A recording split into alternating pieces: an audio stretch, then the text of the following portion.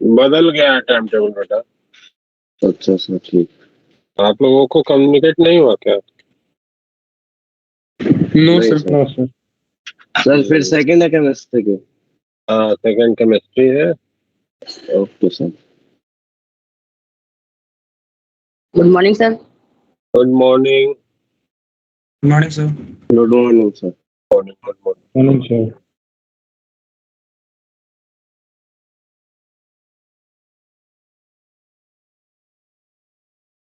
ये कुछ उधर सॉलिड स्टेट में घुसे पड़े हैं क्या? हाँ सर, केमिस्ट्री वाले इसमें चले गए कुछ। बुला लो बुला लो। वो तो टाइमिंग नहीं देखते क्या तुम लोग? टाइमिंग केमिस्ट्री वाले का देखो, 12:30 से टाइम लगा। बुला लो कोई जन जाके उधर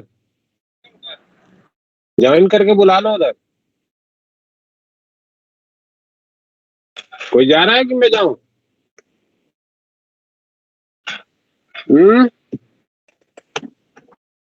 तुम में से कोई जा रहा है कि मैं जाके बुलाऊं?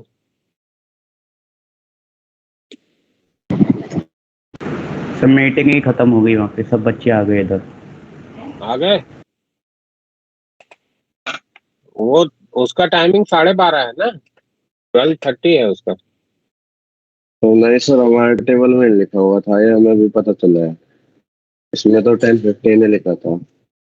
हाँ, वो 10:15 तुम्हारे पास जो टाइम टेबल का कल का कम्युनिकेटेड है उसमें तो यही है, 10:15 ही है। हमको भी वही मिला था, बट आज जो है वो चेंज हो गया है। पहली फिजिक्स हो गई, दूसरी केमिस्ट्री हो गई है। अच्छा सर। सर तो वो हमें शेयर नहीं किया गया, इसलिए हमें पता नहीं था। ओके, टाइमिंग तो जो केमिस्ट्री वाले में कुछ लोग ज्वाइन किए हैं वो आ गए इधर कि अभी हैं उधर ही है? आ गए सर, आ गए। चलो आ गए। चलो 20 20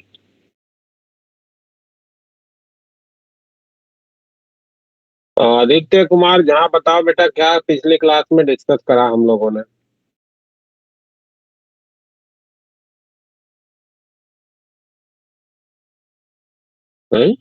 सरफेस चार्ज डेंसिटी डिस्कस किया।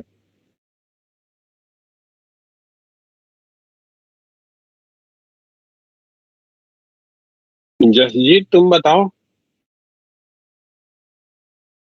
So electric field due to uniformly charged conducting infinitely long and wide sheet. Conducting sheet के कारण इलेक्ट्रिक फील्ड के बारे में इंफॉर्मेशन हम लोगों ने बनाई, और नॉन कंडक्टिंग शीट के लिए भी बनाई, दोनों के लिए बनाई ना। ये पास में Yes, sir. इलेक्ट्रिक क्या होएगा, ठीक है।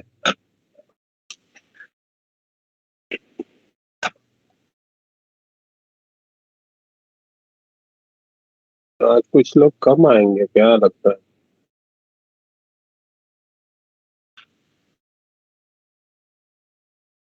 19 ही दिख रहे हैं अभी।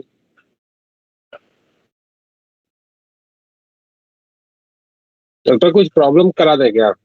कुछ प्रॉब्लम कराएं? Yes sir. Yes, sir.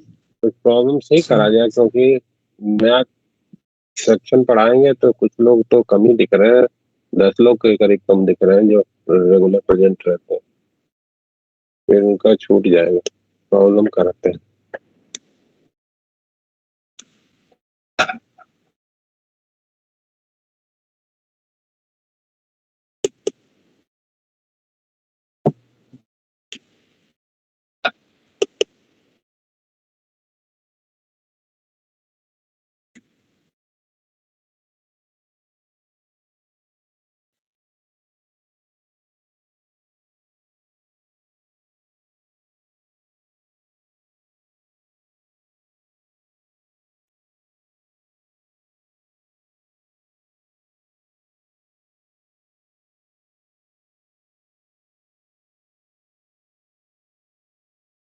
ये 23rd कराया था क्या कभी आपकी क्लास में?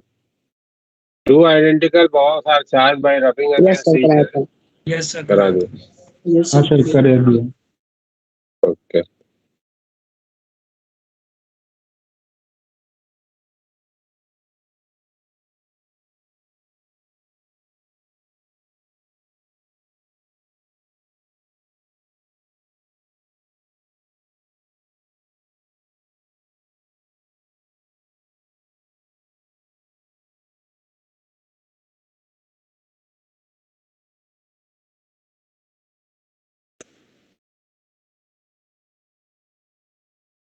ये करो जरा, two particles A and B each carrying charge Q are held fixed with a separation D between them.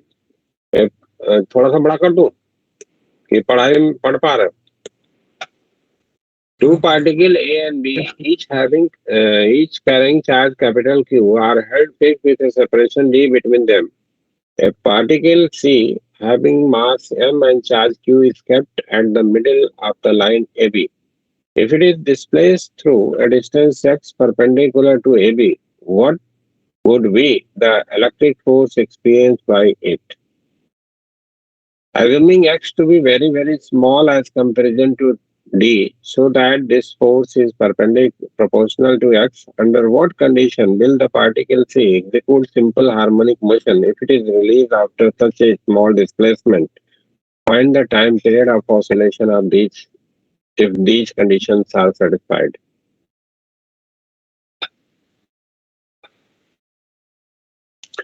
हमसे प्रॉब्लम में क्या बोला जा रहा है कि ये दो पॉइंट चार्ज पार्टिकल्स है, हाँ, ये एक चार्ज है और दूसरा ये चार्ज है, बोथ आर क्यू क्यू, ये दोनों क्यू क्यू के हैं और दोनों को एक दूसरे से डी सेपरेशन पे आपने ऐसे प्लेस करा है, ठीक है।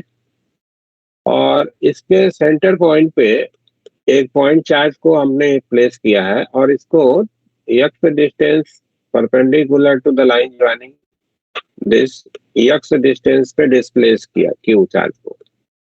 तो बताना है कि इस पे फोर्स क्या लगेगा eight this location, what will be the force on this charge particle, और फिर आपको बताना है कि अगर ये x d के कंपैरिजन में बहुत छोटा है तो ये फोर्स कितना होगा, ये भी बताना है। और साथ में ये भी आपको डिस्कशन करना है कि वो क्या कंडीशंस होंगी जिसमें कि ये पार्टिकल जो यहाँ पे प्लेस किया गया है which has a mass of m, it is going to oscillate या perform simple harmonic motion, and उस सिंपल हार्मोनिक मोशन का टाइम पीरियड भी आपको बताना है, ठीक है। तो करने के लिए आप इस पर्टिकुलर चार्ज पे फोर्स के बारे में अगर इंफॉर्मेशन चाहिए तो आपके पास इंफॉर्मेशन क्या है कि first of all you have to calculate the field at this location, है ना। इस पॉइंट पे इलेक्ट्रिक फील्ड कितनी है ये आपको कैलकुलेट करना पड़ेगा। तो मान लीजिए कि इस पर्टिकुलर पॉइंट चार्ज के कारण यहाँ पे फील्ड देखेंगे तो वो जो फील्ड होगी उसका डायरेक्शन इधर की तरफ होगा E1, और इस पॉइंट चार्ज के कारण यहाँ पे फील्ड देखेंगे तो उस फील्ड का जो डायरेक्शन होगा वो इधर की तरफ होगा E2। दोनों चार्जेस इक्वल हैं और दोनों से इस पॉइंट का जो सेपरेशन है वो भी बराबर है, तो दोनों की वजह से जो इलेक्ट्रिक फील्ड होगी इन मैग्नीट्यूड बराबर होगी। Is it clear? Yes sir, आ गया सर। हाँ, E1 एंड E2। एक मिनट बता दो, एक प्रॉब्लम तो शुरुआत कर दूं मैं खुद से, फिर आपको देता हूं करने को, है ना।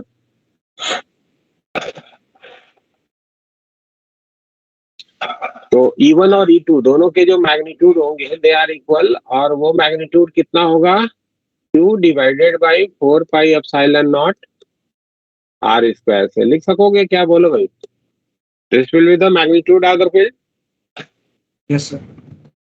अब Yes, मान sir. लो कि पर्टिकुलर पॉइंट को हम origin of the coordinate system कह दिए और इसको एक्स डायरेक्शन के रूप में मेंशन कर दिए और ये हमारा वाई डायरेक्शन हो गया। This angle let it be assume to be theta. तो बड़े आसानी से हमको दिख जाता है भाई कि इसका जो y कंपोनेंट होगा वो ऊपर मिलेगा, इसका y कंपोनेंट जो होगा वो नीचे मिलेगा, both will have equal magnitude. तो कैंसिल हो जाएंगे, एक पॉजिटिव मिलेगा दूसरा नेगेटिव मिलेगा, इक्वल भी मिलेगा, तो कैंसिल हो जाएगा। जबकि Yes. x component of the field जो होगी that is going to be add up. तो x component of the field Ex जो है वो आप लिख सकते हो twice of E1 into cos theta से। तो it can be written as yes sir. Q division में 2 pi epsilon naught R square, और कॉस थीटा की वैल्यू अगर देखा जाए तो इस वाले ट्रायंगल के से हम लोग लिख सकते हैं कि ये लिखा जाएगा X X by R, X divided by R, यानी कि X component of the field के लिए इंफॉर्मेशन हो गई कि ये लिखा जाएगा क्यू एक्स डिवीजन में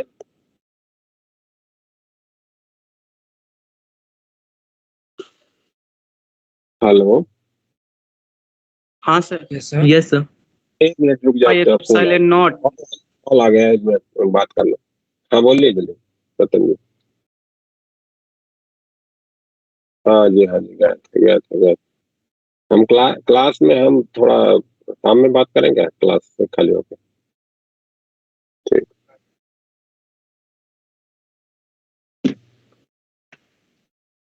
तो 2 pi epsilon naught R cube लिखोगे, और आर को देखो Yes. आप यहाँ पे इस वाले ट्रायंगल को आप ऑब्जर्व करो, तो इस ट्रायंगल में ये डिस्टेंस जो होगा वो d/2 लिख सकते हो, और ये डिस्टेंस जो है वो x का है। तो r की वैल्यू पाइथागोरस को यूज करके आप लिख सकते हो स्क्वायर रूट ऑफ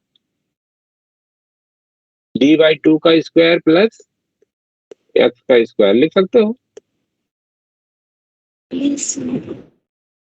तो ex के लिए इंफॉर्मेशन हो गया कि ये लिखा जाएगा कितना, क्यू एक्स डिवीजन में 2 पाई एप्सिलॉन नॉट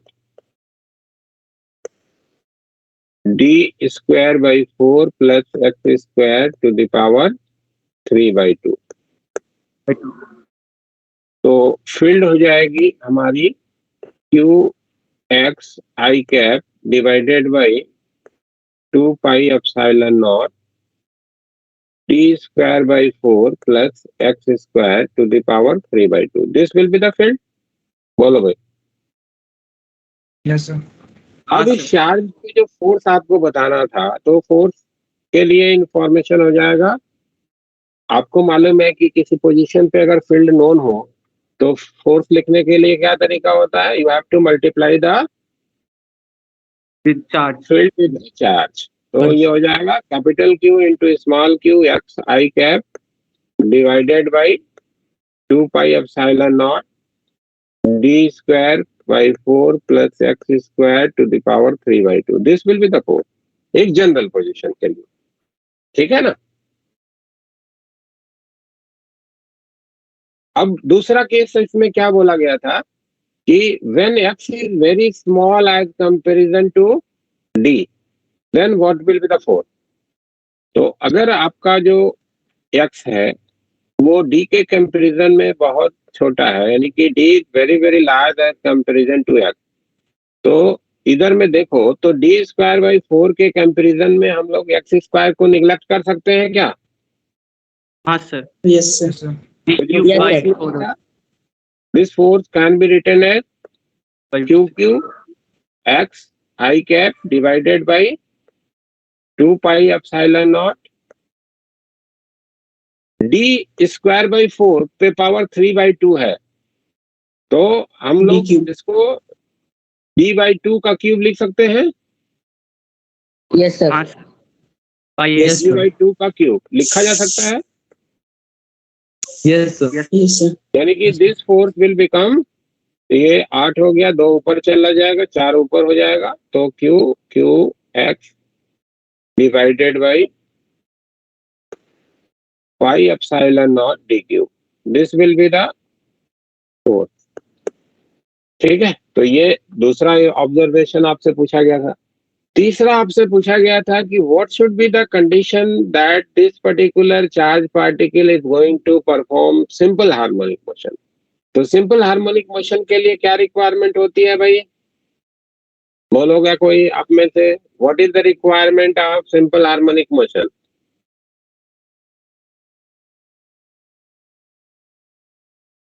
एसएचएम का क्या रिक्वायरमेंट होता है?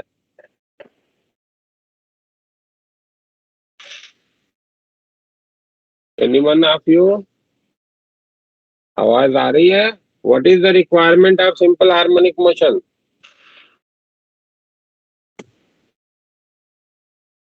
कोई नहीं बोल रहा है। भूमि सिन्हा बोलो। भूमि आवाज नहीं आ रही तुम्हारी। किसी पार्टिकल को एसएचएम परफॉर्म करने के लिए क्या रिक्वायरमेंट होती है? आशुतोष बता तुम।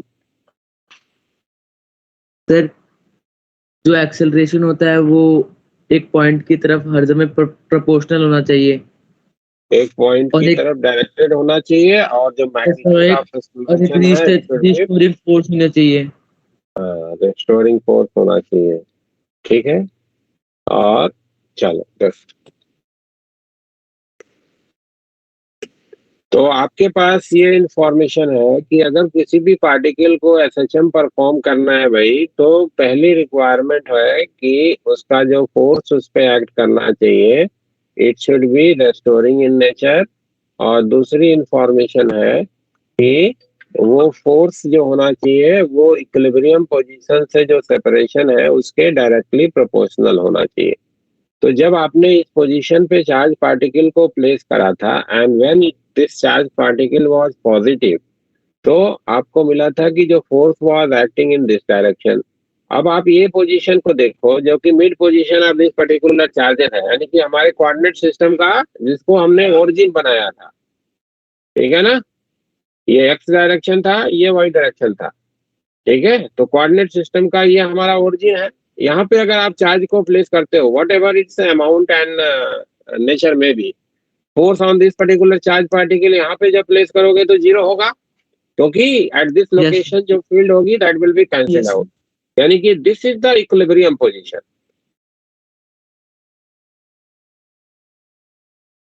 ये हमारे चार्ज का इक्विलिब्रियम पोजीशन होगा।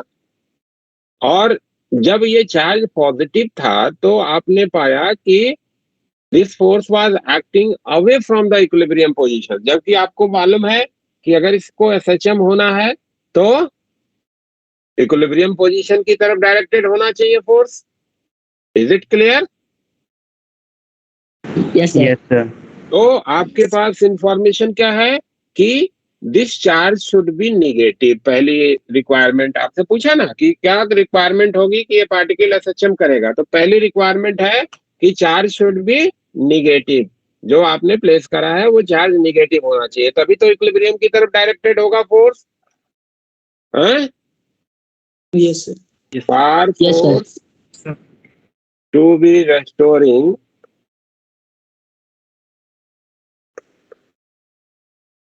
charge q should be negative। ठीक है, ये रिक्वायरमेंट हो गई। दूसरी क्या रिक्वायरमेंट होती है सिंपल हार्मोनिक मोशन के लिए कि जो फोर्स होना चाहिए that should be proportional to the separation from the equilibrium position. X के प्रोपोर्शनल भी होना चाहिए, ये भी रिक्वायरमेंट है। That is known to you. क्यों भाई? Yes, sir. ठीक है, यानी कि ये प्रोपोर्शनलिटी कब आ रही है एक्स के साथ? जब एक्स डी के कंपैरिजन में बहुत छोटा है। तो दूसरी रिक्वायरमेंट ये भी हो गई कि for SHM to be for SHM for particle to perform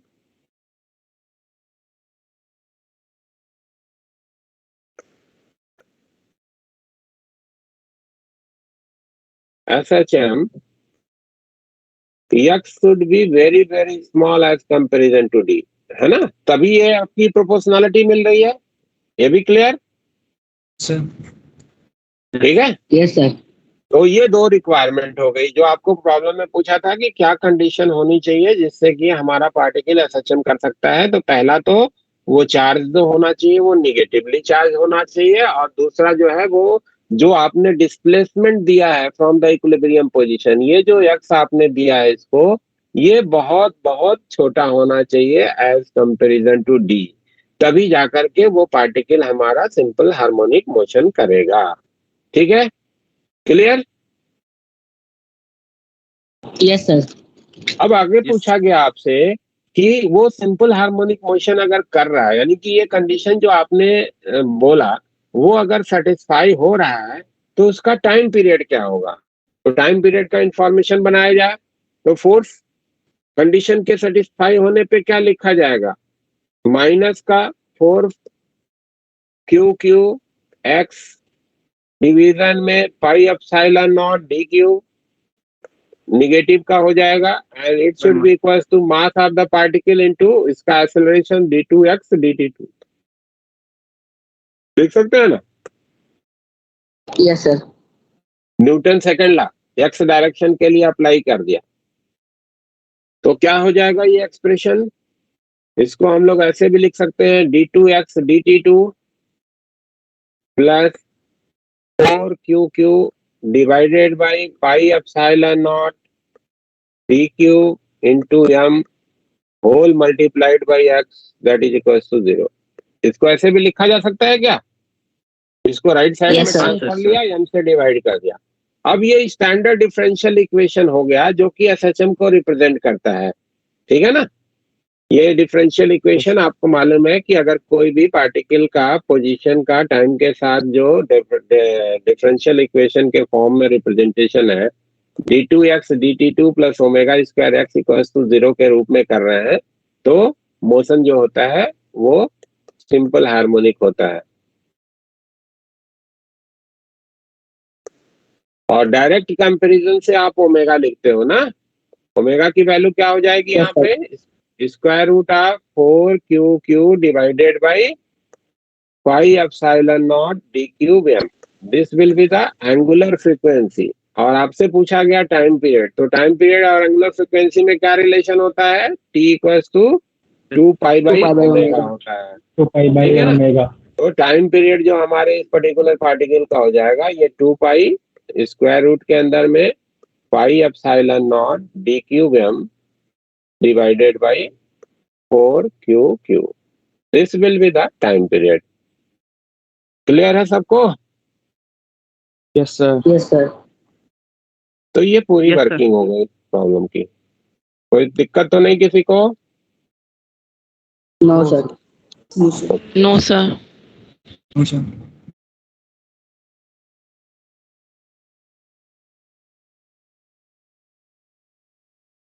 अब जरा 33 को करो।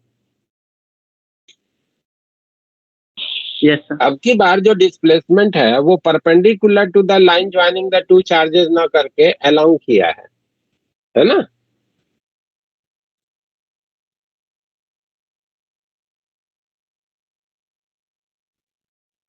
अलोंग किया, ये है सिचुएशन। इधर मैं फिगर बना देता हूं आपकी सुविधा के लिए। अब की बार कहा कि ये दो पॉइंट चार्ज हो गए, ये तुम्हारा Q, ये तुम्हारा Q, which are fixed at a separation D। ये दोनों को D सेपरेशन पे आपने फिक्स कर दिया।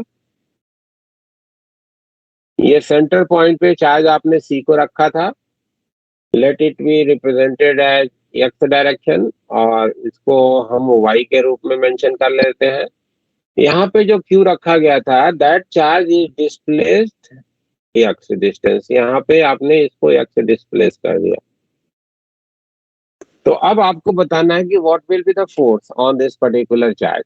इसको x डिस्प्लेस कर दिया और x की वैल्यू अगर Q के कंपैरिजन में काफी छोटा है, x की वैल्यू जो है वो d के कंपैरिजन में काफी छोटा है, देन आपको वो फोर्स बताना है और फिर ये भी बताना है कि क्या कंडीशन होगा कि एसएचएम करेगा और उसका टाइम पीरियड भी बताना है। इस प्रॉब्लम को आप सेल्फ में ट्राई करोगे क्या? Yes, sir. सिमिलर वे में आपको इसको वर्कआउट करना है, ट्राई करोगे इसको या बताऊं?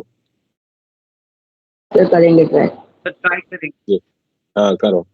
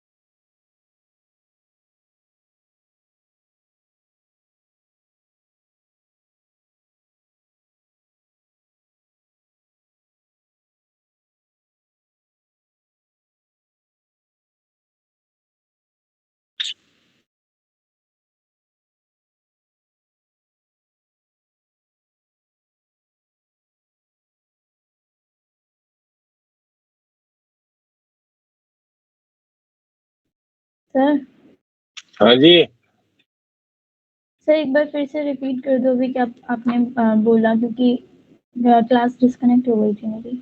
अच्छा ये बोला गया कि ये दो चार्जेस हैं, capital Q and capital Q, which are fix at separation capital small D. एक चार्ज है जिसको इन दोनों के मिड पोजीशन पे इनिशियली प्लेस किया था, it was at the mid position initially, और इसको स्लाइट एक्स डिस्टेंस इसके अलोंग डिस्प्लेस किया। तो आपको बताना है कि इस पे फोर्स कितना लगेगा इस चार्ज पे, पहला पार्ट। दूसरा पार्ट आपको बताना है कि जब ये एक्स डी के कंपेरिजन में बहुत छोटा है, इन दैट केस ये फोर्स कितना होगा। तीसरा पार्ट, किस कंडीशन में ये चार्ज एसएचएम करेगा और उसका टाइम पीरियड क्या होगा। ये तीन चीजें बतानी। Okay sir.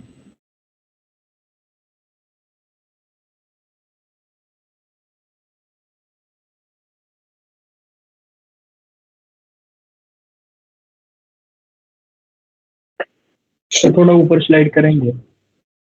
ऊपर हाँ सर ऊपर कहाँ तक? थोड़ा सा सर, और ऊपर? थोड़ा और।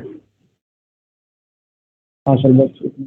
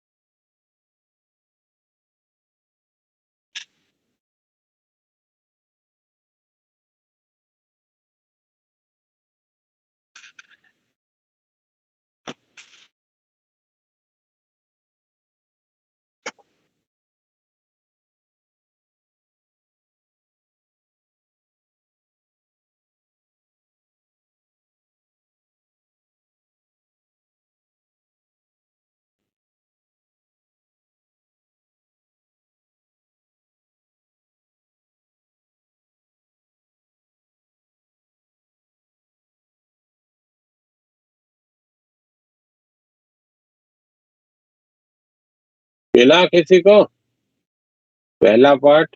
सर फोर्स मिल गया सर। फोर्स मिल गया। एक्स की वैल्यू यस। पा गए। क्या सर? एक्स की वैल्यू अगर बहुत छोटी है डी के कंपैरिजन में, हाँ, दैट तभी तभी वो ये भी- एसएचएम मिल गया कर दिया। अच्छा, और कंडीशन क्या है? हाँ सर हो गया। कंडीशन क्या है ऑसिलेशन का टाइम एसएचएम का कंडीशन क्या है?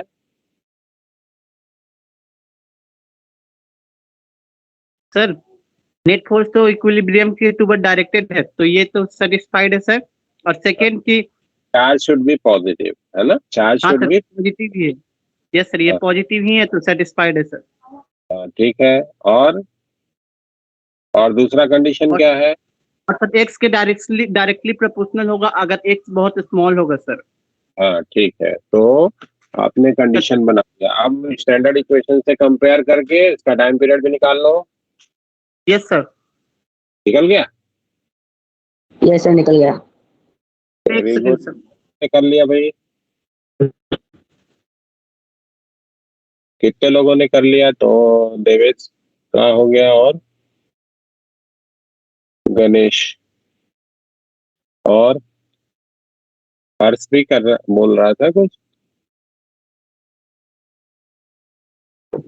ओके, 2 लोगों का हुआ। आइए देखिए, फिर समझ लीजिए भाई। 2 लोगों का बन गया, और लोग समझिए।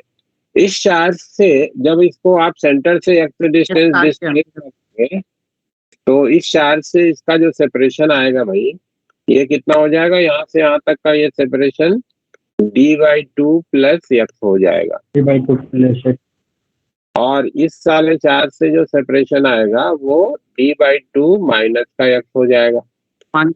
तो अगर आप इस चार्ज की पोजीशन पे C1 पोजीशन पे इलेक्ट्रिक फील्ड लिखना चाहोगे, electric field at point C1 पे इलेक्ट्रिक फील्ड लिखोगे तो ये हो जाएगा, इस वाले चार्ज के कारण हो जाएगा Q डिवीजन में 4 pi epsilon not D/2 plus x का होल स्क्वायर इंटू आई कैप, और इस वाले चार्ज के कारण जो हो जाएगा वो Q डिवीजन में 4 pi epsilon not D/2 minus X का होल स्क्वायर आई कैप, है ना, क्योंकि पॉजिटिव चार्ज से अवे डायरेक्शन होता है तो इसके कारण इधर होगा, इस वाले चार्ज के कारण, और इस वाले चार्ज के कारण इधर होगा। ठीक है, ये इलेक्ट्रिक फील्ड हो गई एट पॉइंट C1। ठीक है, यस यस सर। तो ये फील्ड हम लोग लिख सकते हैं Q डिवीजन में 4 pi epsilon not D² plus का जगह माइनस एक्स स्क्वायर का होल स्क्वायर हो जाएगा, है ना, इसको कॉमन निकाल लिया तो ये हो जाएगा कितना, ऊपर में न्यूमरेटर में आ जाएगा D/2 माइनस एक्स का square minus D/2 plus X का स्क्वायर का होल स्क्वायर, ये न्यूमरेटर में आ जाएगा और आई कैप एज इट इज रह गया। ठीक है भाई, थोड़ा सा इसको और सॉल्व कर लेते हैं। a प्लस बी का whole square minus a minus B का होल स्क्वायर, ये 4ab होता है? Yes sir. तो फील्ड की इंफॉर्मेशन क्या हो जाएगी, ये फील्ड हो जाएगी माइनस का q इंटू 2dx, dx मतलब dx एलिमेंटल नहीं है, d into Q yes sir 4 pi epsilon not yes sir D²/4 minus x square का होल स्क्वायर आई कैप, ये हो जाएगा फील्ड। बोलो भाई, यस सर। ये स्टेप वापस समझा दीजिए। Whole square minus whole square, ये होता है आपका 4ab। तो 4ab का मतलब हो गया 4 इंटू D/2 इंटू एक्स, तो ये हो गया 2D इंटू एक्स, लिख सकते हैं। तो सर। फोर्स के लिए क्या हो जाएगा, हाँ बोलो बेटा। सर QDH शिफ्ट होगा ना सर, क्योंकि सर 2D/2 सर, तो हाँ सर आ गया सर, 4 हो गया। Yes sir. तो एफ के बारे में इंफॉर्मेशन क्या हो जाएगा, it will be minus of 2QD into X I cap divided by 4 pi epsilon not D²/4 minus x square का होल स्क्वायर। तो ये तो पहला पार्ट हो गया विच वी हैव आस्क्ड कि एक्स डिस्टेंस पे जब इसको डिस्प्लेस कर रहे हैं तो व्हाट इज द फोर्स। ठीक है, अब दूसरा था कि जब D की वैल्यू बहुत बहुत बड़ी है एक्स से, तो D की वैल्यू जब बहुत बड़ी हो जाएगी तो नीचे में आपका ये X square can be neglected as comparison to D²/4, इसको निगलेक्ट कर देना। ऐसे केस में फोर्स को लिखना है तो हम क्या लिख सकते हैं, माइनस का 2QD into X I cap divided by 4 pi epsilon not. अब देखो इधर में हम एक्स स्क्वायर को निगलेक्ट कर दिए तो ये नीचे में क्या बन जाएगा, D पे पावर 4/16 मिल जाएगा क्या? Yes sir. तो D पे पावर 4/16 ये कर दिया। ठीक है, तो ये क्या हो गया हमारा, D पे पावर 4 है, ये एक D तो कट गया इधर से, तो ये हो जाएगा माइनस का 4 2 8 8QQ x I cap divided by pi epsilon not DQ। ठीक है, एंड अगर आप ये देखो तो it is the requirement fulfil हो रहा है, यानी कि फॉर SHM क्या होना चाहिए, तो कर X should be very very less as comparison to D and charge should be positive, charge Q should be positive, है ना, तभी वो इक्विलिब्रियम पोजीशन की तरफ डायरेक्टेड है, नेगेटिव ऑफ एक्स डायरेक्शन में फोर्स लगेगा। ठीक है, तो चार्ज पॉजिटिव होना चाहिए और एक्स की वैल्यू बहुत छोटी होनी चाहिए। अगर इस पर्टिकुलर पार्टिकल को जब यहाँ से डिस्प्लेस करके छोड़ें और ये इस तरीके से SHM करेगा, वो तभी करेगा जब आपका चार्ज पॉजिटिव होगा और x की वैल्यू d के कंपैरिजन में बहुत छोटी होगी।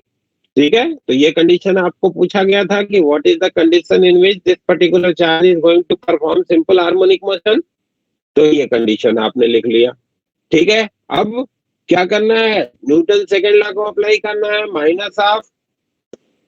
Minus of 8 Q Q X divided by pi epsilon naught D Q, this should be equals to m into d2x dt2, mass into acceleration. Acceleration को हम लोग d2x dt2 लिख सकते हैं।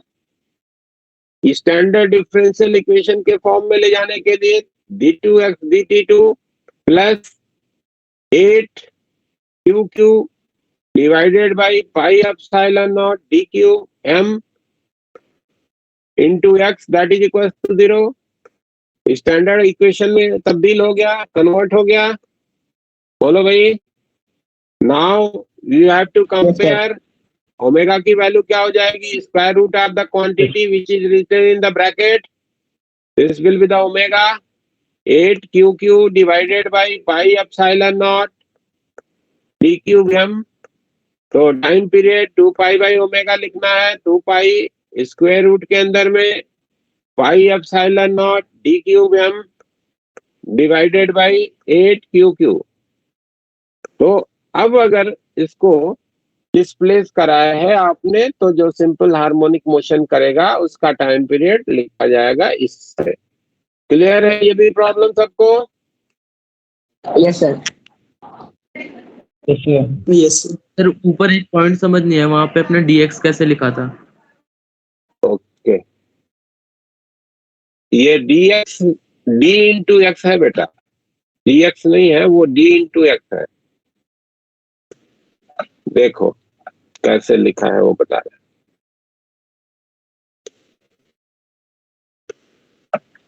ये है a प्लस बी का होल स्क्वायर और ये है a माइनस बी का होल स्क्वायर। तो फॉर्मूला है a प्लस बी का whole square minus a minus B का होल स्क्वायर, ये इक्वल होता है 4ab होता है।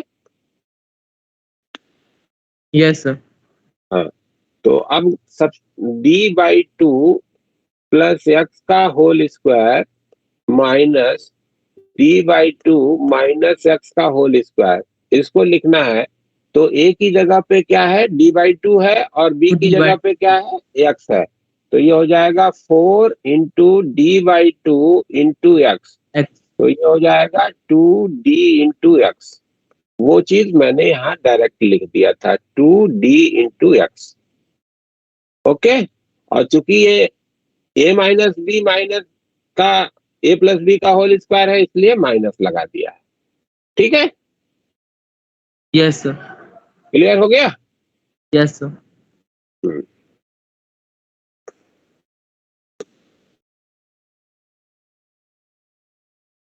अब किसी को कोई प्रॉब्लम इसमें?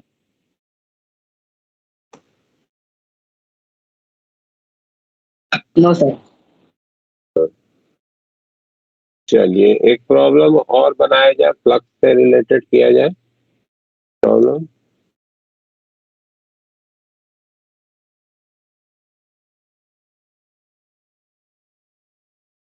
ये क्वेश्चन नंबर 4 करो तो। The electric field in a region is given by E naught x by L I cap. Find the charge contained inside a cubical volume bounded by the surface x equals to 0, x equals to a, y equals to 0, y equals to a, z equals to 0, z equals to a। Expression बना लेना, बाद में ये value रखने की बात कर रहा है तो वो बाद में करेंगे, है ना। ई नॉट की वैल्यू जहां पे दिया गया है 5 इंटू 10⁻³ एल की वैल्यू 2 सेंटीमीटर, ए की वैल्यू 1 सेंटीमीटर है।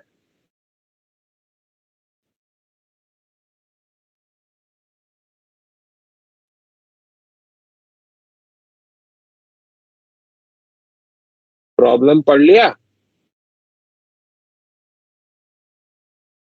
Yes sir. Yes sir.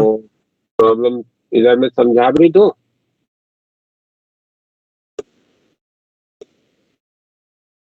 हमसे प्रॉब्लम में क्या कहा जा रहा है कि ये कोऑर्डिनेट सिस्टम बना लेते हैं। ये मान लीजिए कि एक्स डायरेक्शन हो गया, ये आपका वाई डायरेक्शन हो गया, और ये परपेंडिकुलर टू द स्क्रीन इधर की तरफ हमने जेड डायरेक्शन ले लिया है। ठीक है, ये परपेंडिकुलर टू द स्क्रीन बाहर की तरफ का जेड डायरेक्शन है। जहां पे ये कोऑर्डिनेट सिस्टम बनाया है वहां पे इलेक्ट्रिक फील्ड को कहा जा रहा है कि each and every place this field is directed along the x direction, और ये फील्ड को लिखने का एक्सप्रेशन दिया गया है E naught by L into X I cap से। दैट मीन्स कि जैसे जैसे इसका एक्स कोऑर्डिनेट बड़ा होता जा रहा है वैसे वैसे फील्ड स्ट्रॉन्गर होती जा रही है ना। यस तो आपको पूछा गया है कि अगर हम एक क्यूब बनाते हैं जो x इक्वल्स टू 0 प्लेन, तो x इक्वल्स टू 0 प्लेन कौन सा होगा? yz प्लेन हमारा x इक्वल्स टू 0 प्लेन होगा। Yes sir. Yes sir. फिर बोला x equals to a plane, तो x equals to a plane क्या होगा? यहाँ से a डिस्टेंस पे ऐसे हमने एक प्लेन बना लिया, ये x equals to a plane हो जाएगा। y इक्वल्स टू 0 यानी कि ये नीचे वाला plane y equals to 0 plane हो जाएगा। ये ऊपर वाला जो प्लेन होगा y equals to a plane हो गया। z इक्वल्स टू 0 प्लेन पीछे वाला हो गया, और z equals to a plane इधर आगे वाला हो गया। तो एक क्यूब बनेगा ये। Yes sir. Yes sir. x equals to 0 plane, x equals to a plane, y equals to 0 plane, y equals to a plane, z equals to 0 और z equals to a plane. इन 6 plane से मिलकर के जो cube बन रहा है उस क्यूब के अंदर में कितना चार्ज होगा ये आपको बताना है। What will be the charge inside this particular cube? x equals to 0, x equals to a, y equals to 0, y equals to a। Sir हाँ जी बोलो बेटा।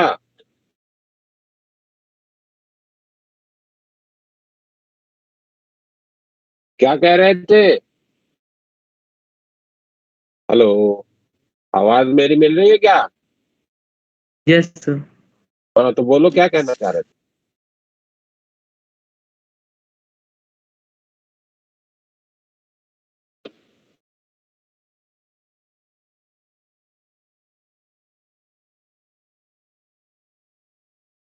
लीव कर दिया सर। चलो ठीक है, तो आवाज नहीं आ रही। चलो, तो आप कर रहे हो कि मैं बताते चलूं?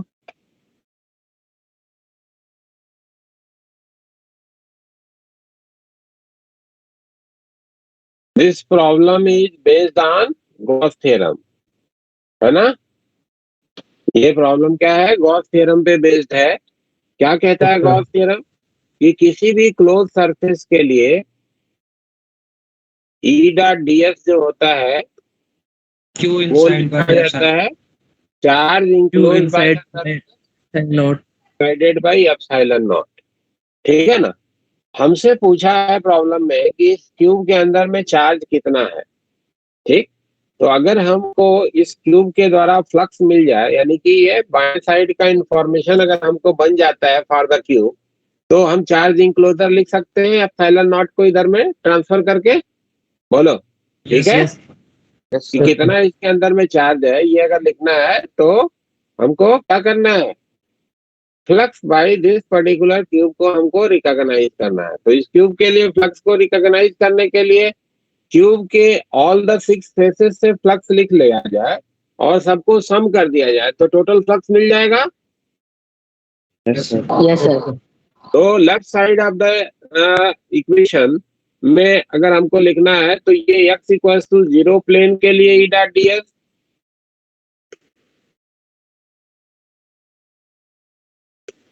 x equals to a plane के लिए E dot ds, y equals to 0 plane के लिए E dot ds, y equals to a plane के लिए ई डॉट ds,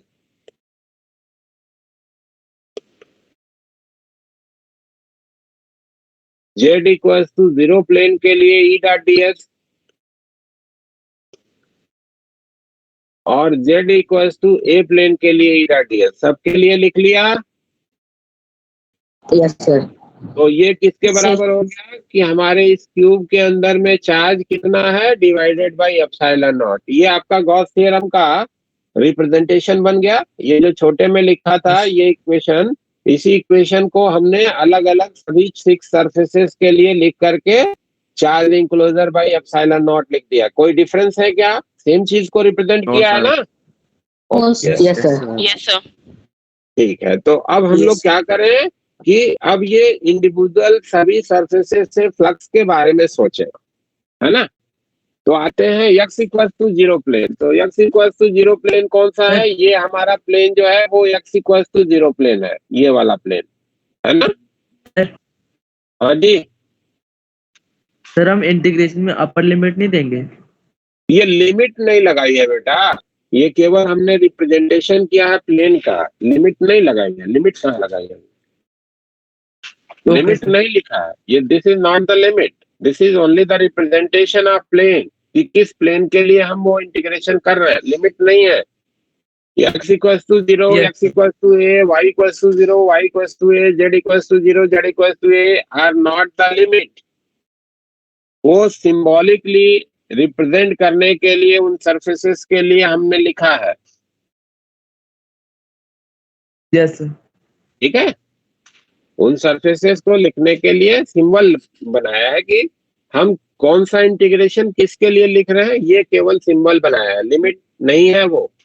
ठीक है, लिमिट जब हमको रखनी होगी तो प्लेस करेंगे।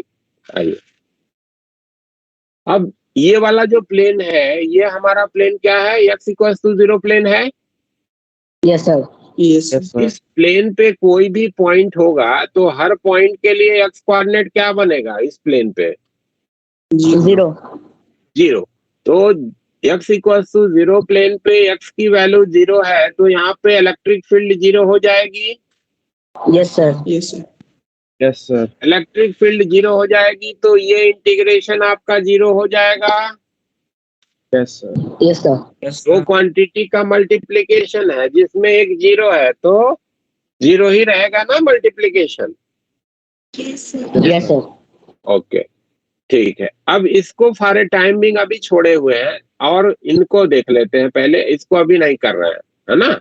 आइए, y इक्वल टू 0 प्लेन कौन सा है? ये नीचे वाला प्लेन है भाई। Yes sir. Yes, sir. ये नीचे वाला जो प्लेन है ये y इक्वल टू 0 प्लेन है। और एरिया वेक्टर का डायरेक्शन आप कैसे दिखाते हो? प्लेन के परपेंडिकुलर। Yes, sir. और इलेक्ट्रिक फील्ड का डायरेक्शन किधर बताया गया है? x डायरेक्शन में। X direction. और एरिया वेक्टर का डायरेक्शन किधर होगा? निगेटिव ऑफ y डायरेक्शन में। तो दोनों की क्या है? परपेंडिकुलरिटी है। Yes sir. 0 हो जाएगा। Yes, sir. तो ये Yes, sir. डॉट प्रोडक्ट 0 हो गया। Yes, sir. हाँ ओके, अब आ जाते हैं y equals to a plane. ये वाला जो प्लेन है ये y equals to a plane है। Yes, sir. सर ये भी इसके लिए 0 हो भी- जाए। हाँ, समझ तो गया। इसके लिए भी एरिया वेक्टर तुमको दिख गया कि इधर है, फील्ड वेक्टर हमारा x डायरेक्शन में है। Again this is also coming out to be 0। y equals to a plane के लिए भी 0 हो जाएगा। क्यों हो रहा है ये समझ में आ रहा है ना? ये सर 90। Yes, sir. परपेंडिकुलरिटी के कारण। डॉट प्रोडक्ट में परपेंडिकुलर हो दो वेक्टर तो डॉट प्रोडक्ट 0 हो जाता है। अब आ जाओ, z इक्वल्स टू 0 प्लेन कौन सा है? ये पीछे वाला, कलर बदल देते हैं थोड़ा। ये वाला प्लेन तुम्हारा z इक्वल्स टू 0 हो जाएगा ना, ये वाला। Yes, sir. Yes sir. इसके लिए एरिया वेक्टर किधर होगा? निगेटिव z डायरेक्शन में, इधर होगा। और फील्ड किधर है? Yes sir. x डायरेक्शन में। फिर ये भी अगेन आ गया परपेंडिकुलरिटी 0, 0. ये भी गया। और इस वाले प्लेन के लिए आओ, इसके लिए भी आपको मिलता है एरिया वेक्टर z डायरेक्शन में, फील्ड वेक्टर x डायरेक्शन में। 0। अगेन 0।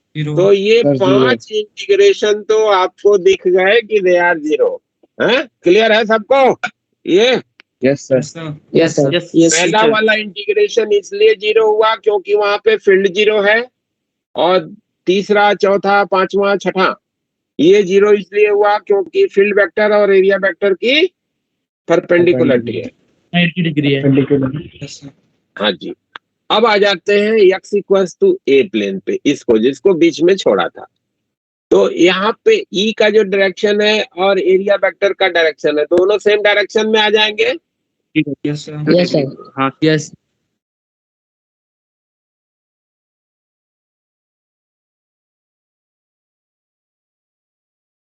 और यहाँ पे फील्ड कितना होगा, यहाँ इस प्लेन पे कोई भी पॉइंट लेंगे तो उसका x कोऑर्डिनेट क्या आएगा, A.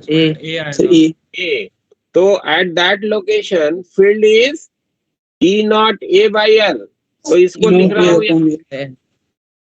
x equals to a plane के लिए E naught a a by i l i cap dot ds i cap that is equals to charge enclose division में एप्सिलॉन नॉट। लिखोगे? Yes sir. Yes, sir. Yes sir अब i dot i 1 होता है और E naught a by l constant है, बाहर हो जाएगा। E naught a by l बाहर, इंटीग्रेशन। अब इसकी एरिया कितनी है, इस वाले प्लेन A की square. एरिया कितनी, a स्क्वायर। तो लिमिट क्या A हो जाएगी, 0 से a स्क्वायर ना। अब लिमिट लगा ले भाई, देखो Yes, sir. जिसको लिमिट में दिक्कत लग रही थी कि ये लिमिट नहीं था, that was only representation. Limit हम फाइनली प्लेस कर रहे हैं, ठीक है। यस सर इसकी लिमिट क्या हो जाएगी, 0 से a स्क्वायर, ठीक है ना। Yes sir Yes, sir. Yes, sir. तो चार्ज इनक्लोज डिवीजन में epsilon naught, integration ds yes हो जाएगा a स्क्वायर, तो E naught a cube divided cube by by l L. That is equals to charge enclose division में epsilon naught. तो enclosure of charge तुमसे पूछा था कि what is the charge inside that particular cube, तो ये लिखा जाएगा epsilon naught E naught a cube division में l, this will be the charge, ठीक है। Yes sir. अब इसमें न्यूमेरिकल वैल्यू रख लो।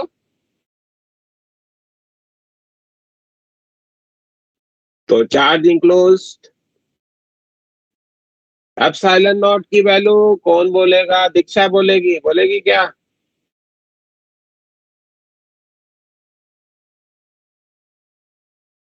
दीक्षा बोलेंगी, भूमि,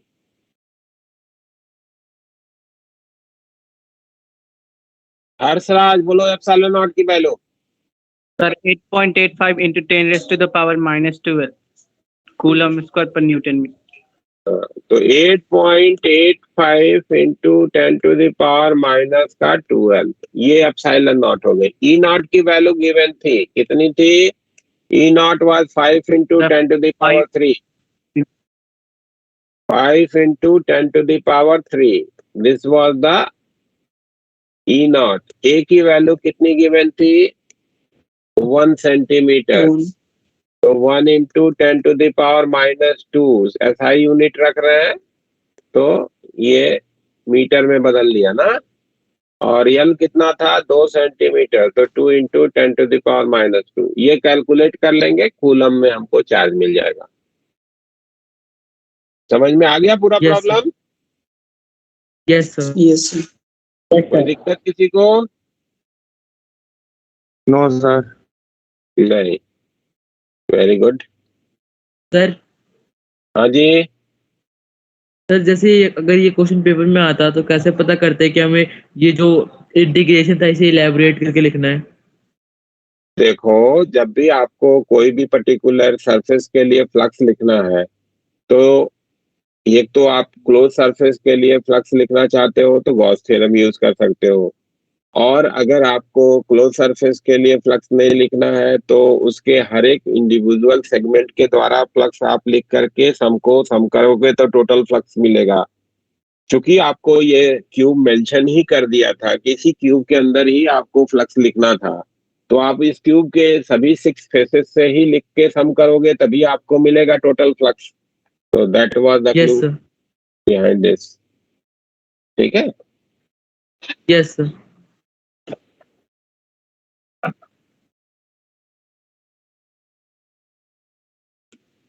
नोट कर लिया। Yes, sir. अगले Yes, प्रॉब्लम sir. की तरफ चले। Yes, sir. Yes, sir. Okay, ये तो आप कर ही लोगे, ये सब तो हो ही जाएगा।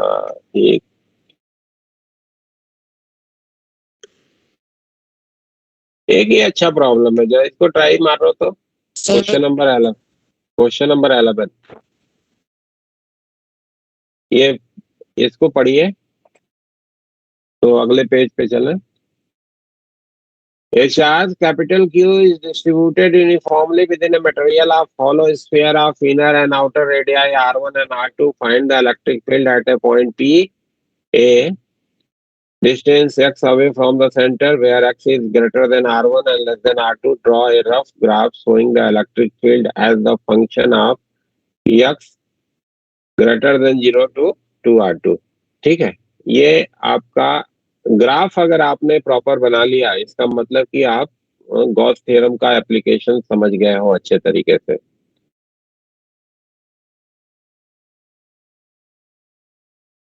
ग्राफ अगर इसका प्रॉपर बना लिया आपने तो समझो कि आपने गॉस थ्योरम समझ लिया।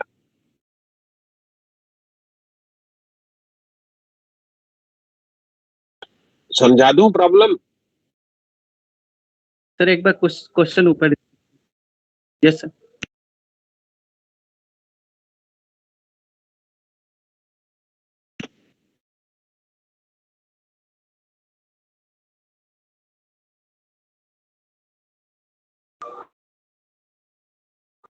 यस सर, अब समझा दीजिए।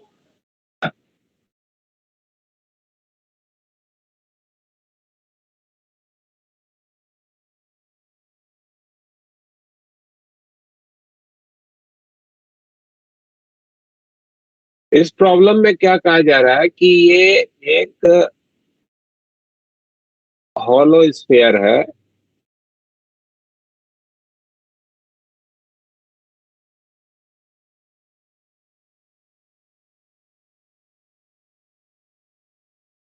जिसका इनर रेडियस आपको R1 का बोला गया और आउटर रेडियस जो है वो R2 का है।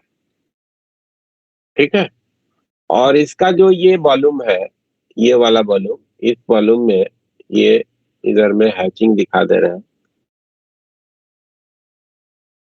इस वॉल्यूम में इसको क्यू चार्ज दिया गया है और वो क्यू चार्ज इस वॉल्यूम में यूनिफॉर्मली डिस्ट्रीब्यूटेड है। R1 से अंदर में कोई चार्ज नहीं है, R2 के बियॉन्ड कोई चार्ज नहीं है। ठीक है ना, और चार्ज जो है R1 से R2 के बीच में यूनिफॉर्मली डिस्ट्रीब्यूट कर दिया है आपने। ठीक है, तो पहला जो पार्ट स्टेटेड जो रीजन में उसी में चार्ज है। हाँ हाँ, जो हैचिंग दिखाई है ना केवल उसी रीजन में चार्ज है, जितने में हैचिंग दिखाई सर। है उसी रीजन में चार्ज दिया गया है। स्फीयर है, डिस्क नहीं है, स्फीयर है। ठीक है ना। Yes sir. ठीक, और पहला पार्ट जो प्रॉब्लम का है उसमें पूछा है आपको कि अगर हम ये कोई पॉइंट यहाँ पे लेते हैं P जो कि सेंटर से x डिस्टेंस पे है, जहां पे x की वैल्यू आपको बोल दिया है कि ग्रेटर देन R1 है, लेस देन R2 है, तो वो जो पॉइंट दिखाया है वही कहीं होगा पॉइंट P। Yes, sir. तो आपको Yes. बताना है कि यहाँ पे इलेक्ट्रिक फील्ड कितनी होगी, इस लोकेशन पे आपको फील्ड बतानी है। पहला पार्ट तो ये प्रॉब्लम का है। ठीक है, पहले इसी को बनाओ फिर दूसरे वाले पार्ट को मैं समझाता हूँ।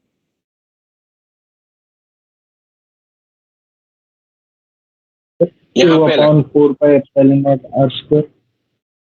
दैट यार कहाँ से आ गए, आर तो कहीं है ही X square. नहीं।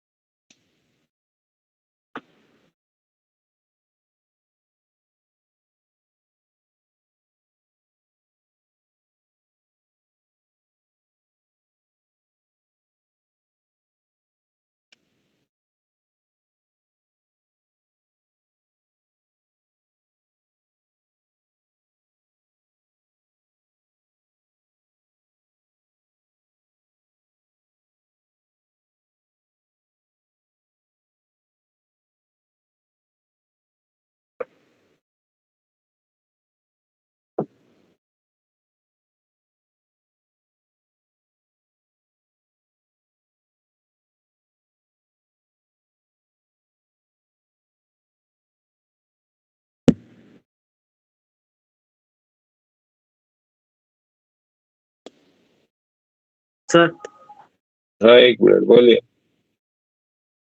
सर इलेक्ट्रिक फील्ड होगा सर के Q x by r Q epsilon naught. कोई So Q by 4 pi epsilon naught r x square.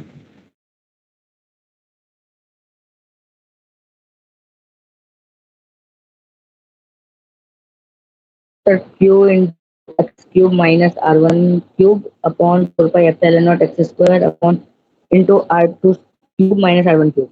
Very good.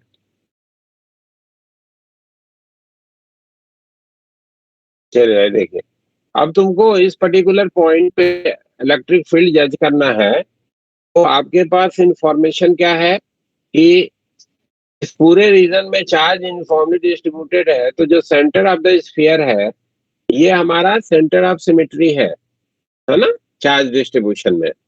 तो जो सेंटर से इक्वल सेपरेशन के जो भी पॉइंट होंगे उन सभी जगहों पे इलेक्ट्रिक फील्ड सेम मैग्नीट्यूड की होगी और डायरेक्शन में रेडियली आउटवर्ड आर इनवर्ट होगी। ठीक है ना, जो आप स्फीयर के लिए कंडीशन यूज कर रहे हैं फॉर्मूले को डिराइव करने के लिए, वही इंफॉर्मेशन यहाँ भी आपको यूज करना है।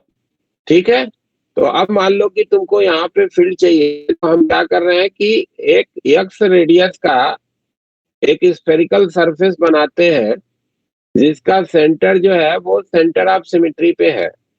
ओके, तो ये जो सरफेस बनाया हमने, सरफेस पे पड़ने वाला हर पॉइंट सेंटर से इक्वल सेपरेशन पे है, तो हर जगह पे what ever field may be it will be same at each and every place. कह सकते हो क्या? Yes, Yes, sir. तो अब इसके लिए हमको गॉस थ्योरम को अप्लाई करना है। तो हमको मालूम है कि गॉस थ्योरम क्या कहता है, E dot of ds for any closed surface that can be written as charge enclosed by the surface division में epsilon naught. This is the Gauss theorem. अब इस सरफेस के लिए जब आप E dot ds करते हो तो E और ds दोनों के डायरेक्शन सेम है भाई, बोलो। तो E dot ds हो जाएगा क्या? yes, sir. तो लेफ्ट साइड में E dot ds E ds हो गया।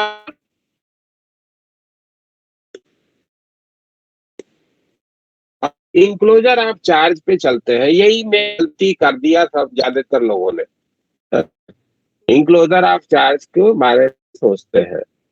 एक मिनट, रो इनटू एक minute, 4/3 pi r cube. Upload कर लेने दो फिर।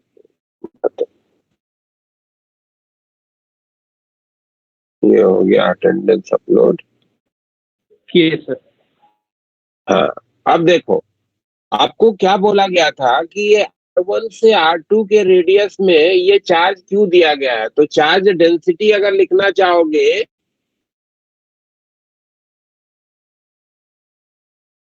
तो चार्ज को जिस वॉल्यूम में उसको डिस्ट्रीब्यूट किया है उससे डिवाइड करोगे तो मिलेगा charge density.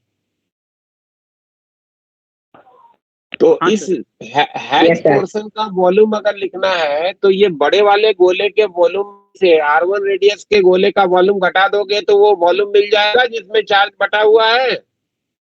Yes, sir. Yes, sir.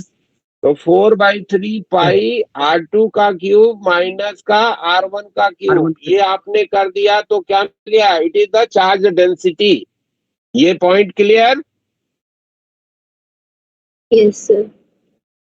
आपको चाहिए था कि ये एक्स रेडियस का जो गोला है इसके अंदर में चार्ज कितना है, तो केवल इतने पार्ट में ही तो है भाई, इतने पोर्शन में ही तो चार्ज है। इस गोले के अंदर इतना ही पार्ट आ रहा है इसके अंदर चार्ज है। दो आड़ी लाइन से जो हैचिंग दिखाई है ना, तो इस इतने का वॉल्यूम कितना होगा, 4/3 pi x cube minus R1 cube से मल्टीप्लाई कर दोगे तो चार्ज मिल जाएगा। Yes sir.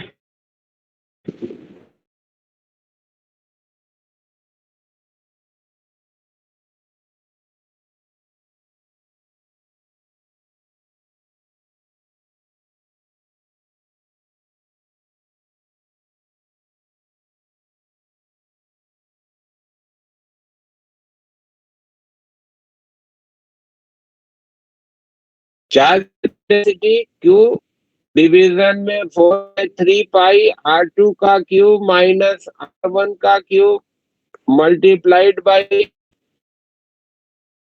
4/3 पाई x का क्यूब माइनस का R1 का क्यूब। बोलो ठीक है क्या? ये लाइन क्लियर है सबको?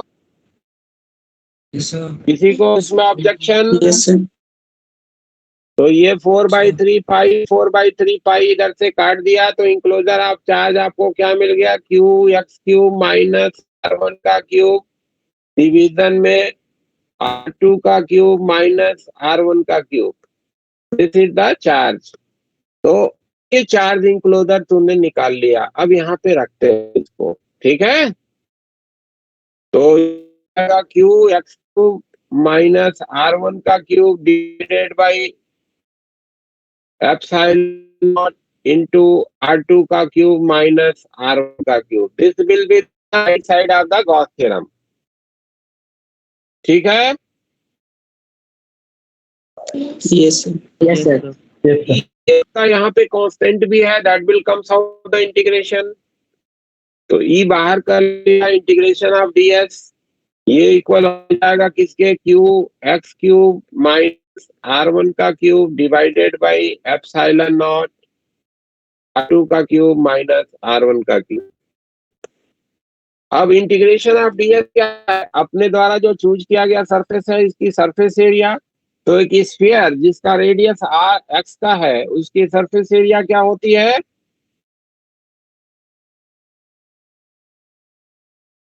एक sphere 4 pi x square.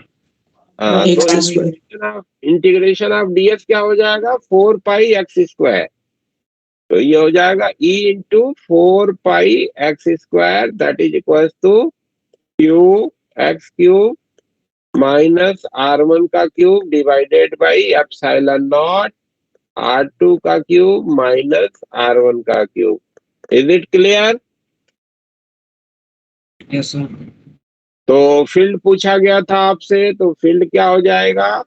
Q divided by 4 pi epsilon not x square into R2 का क्यूब माइनस R1 का क्यूब। न्यूमरेटर में क्या जाएगा? एक्स क्यूब माइनस R1 का क्यूब। तो ये हमारा फील्ड हो जाएगा यहाँ पे। ठीक है? Yes, sir. Yes sir. ये तो आपका प्रॉब्लम का पहला पार्ट है, जो कि इस पॉइंट P पे आपको फील्ड पूछा गया था। अब आओ दूसरे पार्ट पे चलते हैं प्रॉब्लम के। किसी ने बनाया क्या फिगर? ग्राफ किसी ने बनाया क्या आप में से? ग्राफ बनाया किसी ने?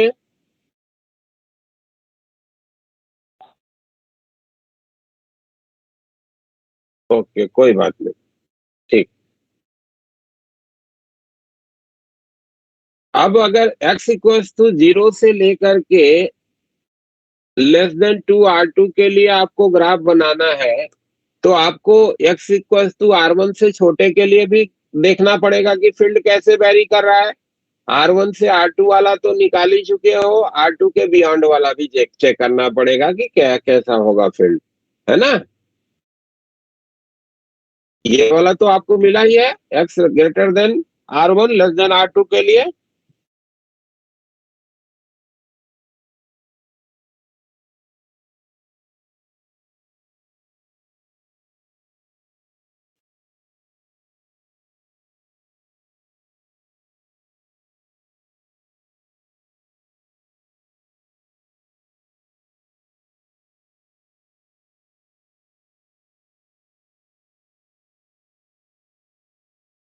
कोई ये बता सकता है कि अगर x की वैल्यू लेस देन R1 है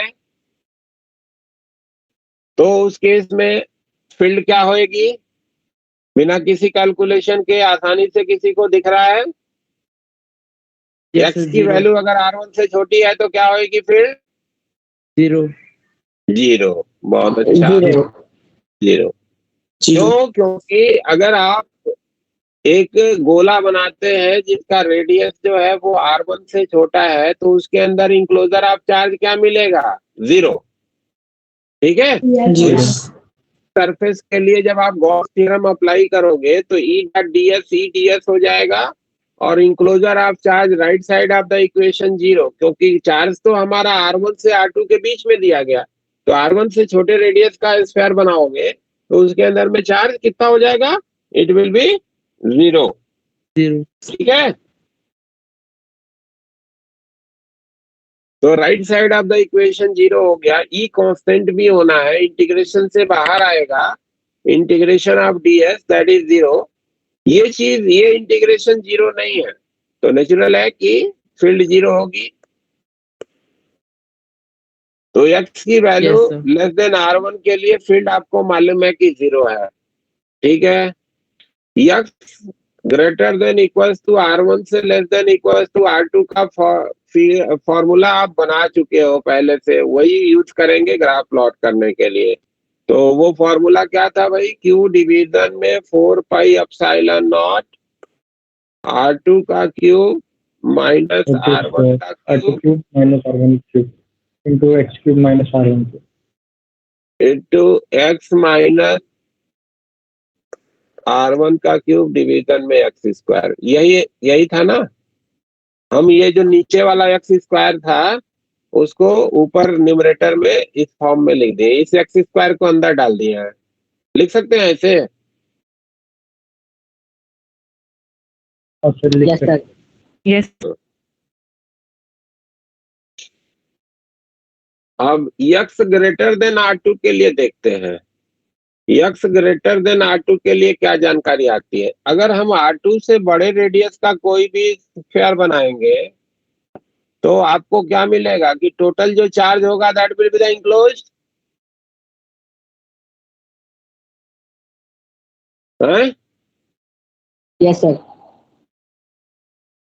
ई डॉट सर एक बार और ds रिपीट। बता रहा हूँ charge enclose upon epsilon not. अगर आप कोई स्फीयर बनाते हो जिसका रेडियस इस R2 से बड़ा है तो उसके अंदर में पूरा का पूरा गोला आएगा ना? Yes whole sir. Sphere will be inside Yes, this sir. Particular surface. तो पूरा Yes, जो sir. गोले को आपने चार्ज दिया वही तो इंक्लोज चार्ज होगा। Yes sir. Yes, sir. तो ई डॉट ds हो गया, इंटीग्रेशन चार्ज इंक्लोजर इजिली आपको दिख गया कि क्यू होगा अब Q upon upon epsilon epsilon. Not. E constant है, इंटीग्रेशन से बाहर भी गया, और इंटीग्रेशन ds 4 पाई एक्स स्क्वायर हो गया, तो q डिवीजन में 4 pi epsilon not x square हो जाएगा। ये तो बाहर के लिए तो आप जो फॉर्मूला पहले से बनाए हो वही ध्यान में रखो, वही यूज कर लेना है ना। q डिवीजन में 4 pi epsilon naught r square आया था आउटर पोजीशन के लिए, किसी भी सेल के लिए या गोले के लिए, वही Yes, किसी sir. खोखले Yes, गोले sir. के लिए भी होगा। सेम इंफॉर्मेशन अंदर में बदल गया। अब ग्राफ बनाते हैं।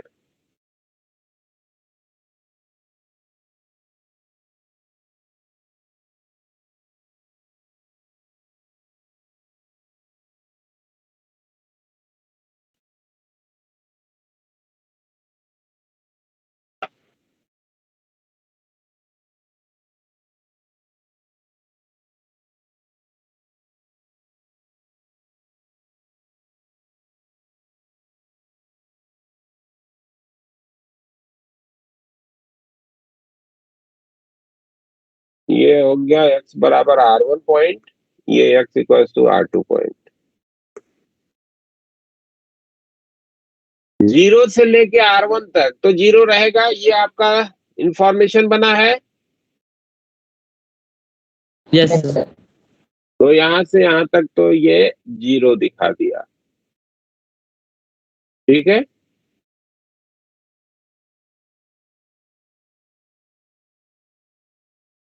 x बराबर R1 पे फील्ड कितना होगा? तो इसी में x की जगह पे R1 रखिए, कितना मिलता है? इस इक्वेशन में x की जगह पे R1 रखिए, फील्ड कितना मिलता है?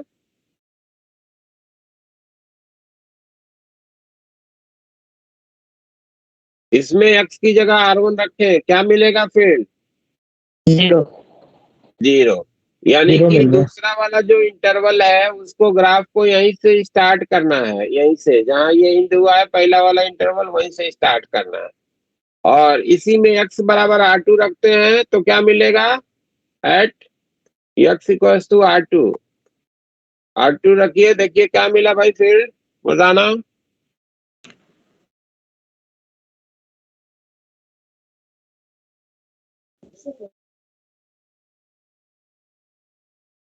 सर इनमें Q upon 4 pi epsilon naught R2 square. q अपान 4 pi epsilon naught r2 square मिला ना? Yes, sir. Yes sir.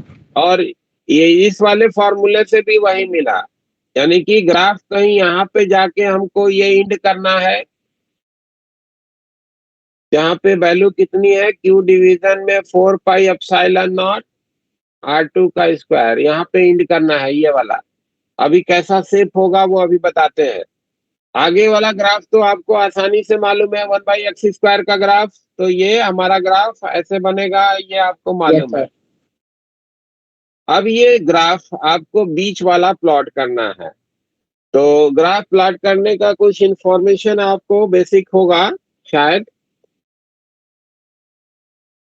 किसी इंटरवल में ग्राफ को अगर प्लॉट करना होता है, ग्राफ प्लॉटिंग का बेसिक तरीका आप लोगों को बताया गया है। कुछ लोग तो जानते होंगे, जो मेरे बैच से आए हैं उनको तो बताया है।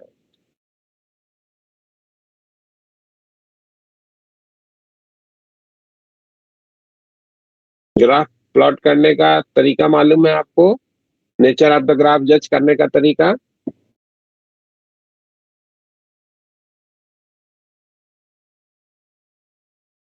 चलिए नहीं मालूम तो समझ लीजिए। कभी भी कोई भी फंक्शन आपको दिया जाएगा और उसका ग्राफ आपको किसी इंटरवल में प्लॉट करना है, तो किसी इंटरवल के लिए अगर आपने फंक्शन का ग्राफ जानना है तो dy dx आपको करना है, ठीक है ना? dy dx अगर आपने किया और वो उस इंटरवल में पॉजिटिव मिलता है, तो इसका मतलब होता है कि उस इंटरवल में नेचर ऑफ द फंक्शन क्या है? इंक्रीजिंग है। ठीक है, शॉर्ट में मैं बता दे रहा हूँ, ठीक है, जिससे काम आपका बन जाए। ठीक, मैथ में तो डिटेल में पढ़ेंगे ही, अब तो 12th में पढ़ाएंगे ही सर लोग। dy dx अगर आपको किसी इंटरवल में निगेटिव मिलता है ना, तो इसका मतलब होता है कि वहां पे ग्राफ का नेचर क्या होता है? डिक्रीजिंग होता है। इंक्रीजिंग का मतलब x बढ़ाओगे y बढ़ेगा, और डिक्रीजिंग का मतलब x बढ़ाओगे y की वैल्यू घटेगी। ठीक है, फिर डबल डेरिवेटिव करते हो आप, d2y dx2। अगर ये आपको पॉजिटिव मिला किसी इंटरवल में, है ना, पॉजिटिव, तो इसका मतलब होगा कि उस इंटरवल में जो ग्राफ होगा वो ऊपर की तरफ कॉनकेव होगा, कॉनकेविटी अपवर्ड होगी।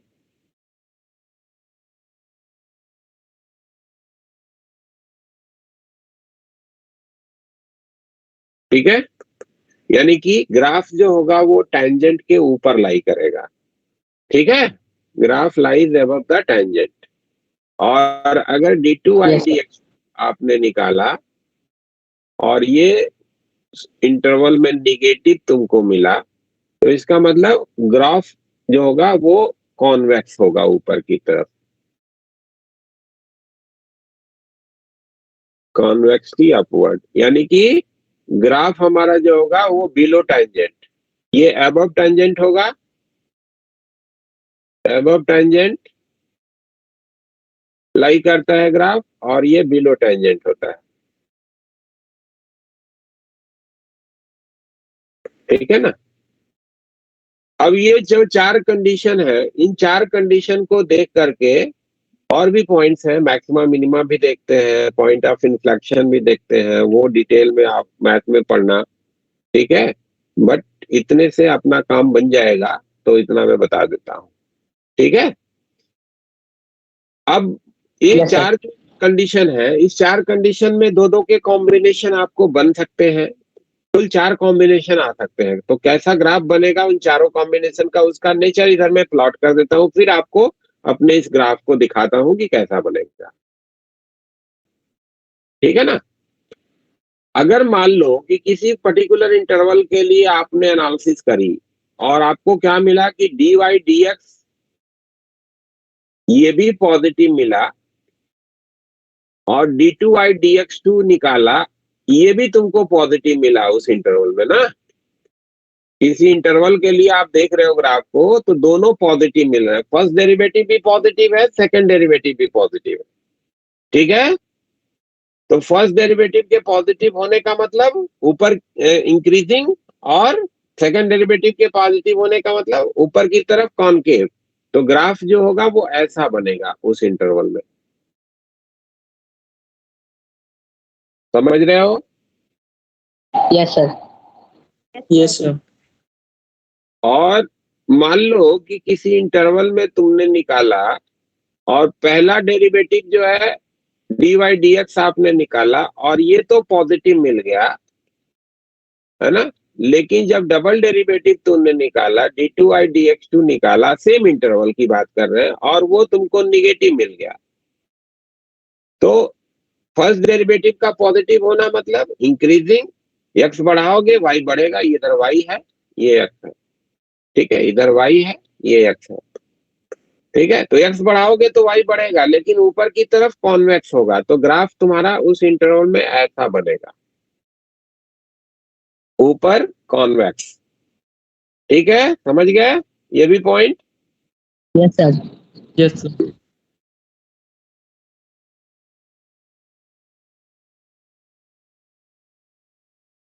मान लो कि आपने फर्स्ट डेरिवेटिव निकाला किसी इंटरवल के लिए और वो आपको निगेटिव मिला, ठीक है, और सेकंड वाला पॉजिटिव मिल गया, d2y dx2 निकाला, वो तुमको क्या मिल गया? पॉजिटिव। तो फर्स्ट डेरिवेटिव का निगेटिव होना मतलब x बढ़ाने पे y घट रहा है, और सेकंड डेरिवेटिव का पॉजिटिव होने का मतलब ऊपर की तरफ कॉनकेव। तो ग्राफ का जो शेप बनेगा उस इंटरवल में वो तुम्हारा इस तरीके का बनेगा। ठीक है, ये इस तरीके का ग्राफ। ठीक है ना। Yes, sir. Yes, sir. और अगर चौथा दोनों निगेटिव मिल गए, फर्स्ट डेरिवेटिव भी तुमको निगेटिव मिल गया, यही 4 पॉसिबिलिटी हो सकती है, पांचवी तो होगी नहीं।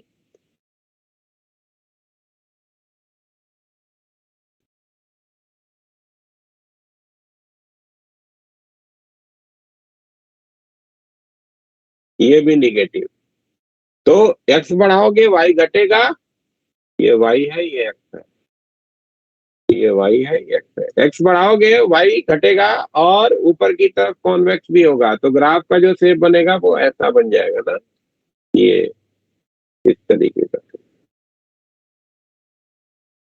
समझ गए? Yes, sir.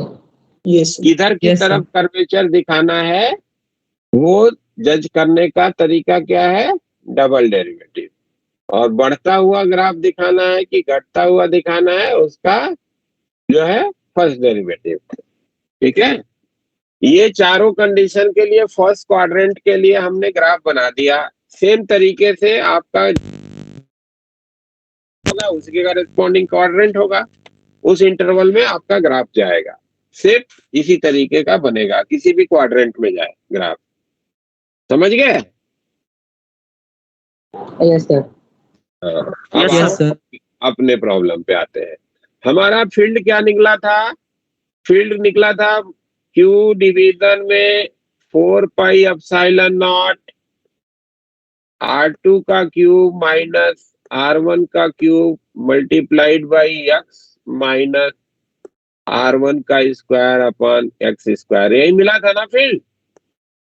और किसके लिए था? It was Yes, sir. Valid for the interval R1 से R2 के लिए, है ना, ये इस इंटरवल के लिए वैलिड था। Yes, sir. अब इसका शेप कैसा बनाना है उसके लिए पहले तो फर्स्ट डेरिवेटिव करते हैं, इसका डीई डीएक्स करते हैं, डीई डीएक्स। तो ये Q upon 4 pi epsilon naught R2 का क्यूब माइनस R1 का क्यूब, ये तो कांस्टेंट है, बाहर रह गया भाई।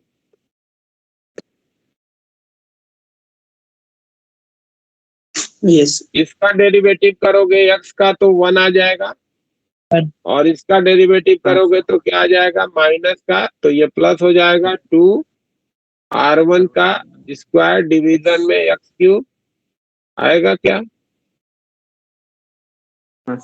Yes sir. अब इसमें x की कोई भी वैल्यू रखो R1 से R2 के बीच में, क्या ये पॉजिटिव होगा कि निगेटिव होगा? पॉजिटिव। पॉजिटिव मिलेगा। x की कोई भी वैल्यू रखेंगे R1 से R2 के बीच में तो ये पॉजिटिव होगा, यानी कि डी डीएक्स क्या है हमारे पूरे इंटरवल के लिए, ये पॉजिटिव है ना? यस पॉजिटिव है। हाँ पॉजिटिव है। इसका मतलब क्या हो गया कि इस पूरे इंटरवल में हाँ इंक्रीजिंग आपको ग्राफ दिखाना है। अब आओ डबल डेरिवेटिव करके देखते हैं, d2 e dx2 करते हैं, एक बार और इसी को डिफरेंशिएट करते हैं। तो q डिवीजन में 4 पाई एप्सिलॉन नॉट R2 का क्यूब माइनस R1 का क्यूब, ये तो तुम्हारा कांस्टेंट है बेटा, बाहर रह गया। Yes sir. इस 1 का डेरिवेटिव 0 हो गया, और इसका डेरिवेटिव क्या हो जाएगा, माइनस का 6 R1 का स्क्वायर अपॉन x पे पावर 4 आएगा क्या? Yes sir. ये डिफरेंशिएशन ठीक है? Yes sir. अच्छा, अब इसमें x की वैल्यू R1 से R2 के बीच में रखो, ये क्या मिलेगा?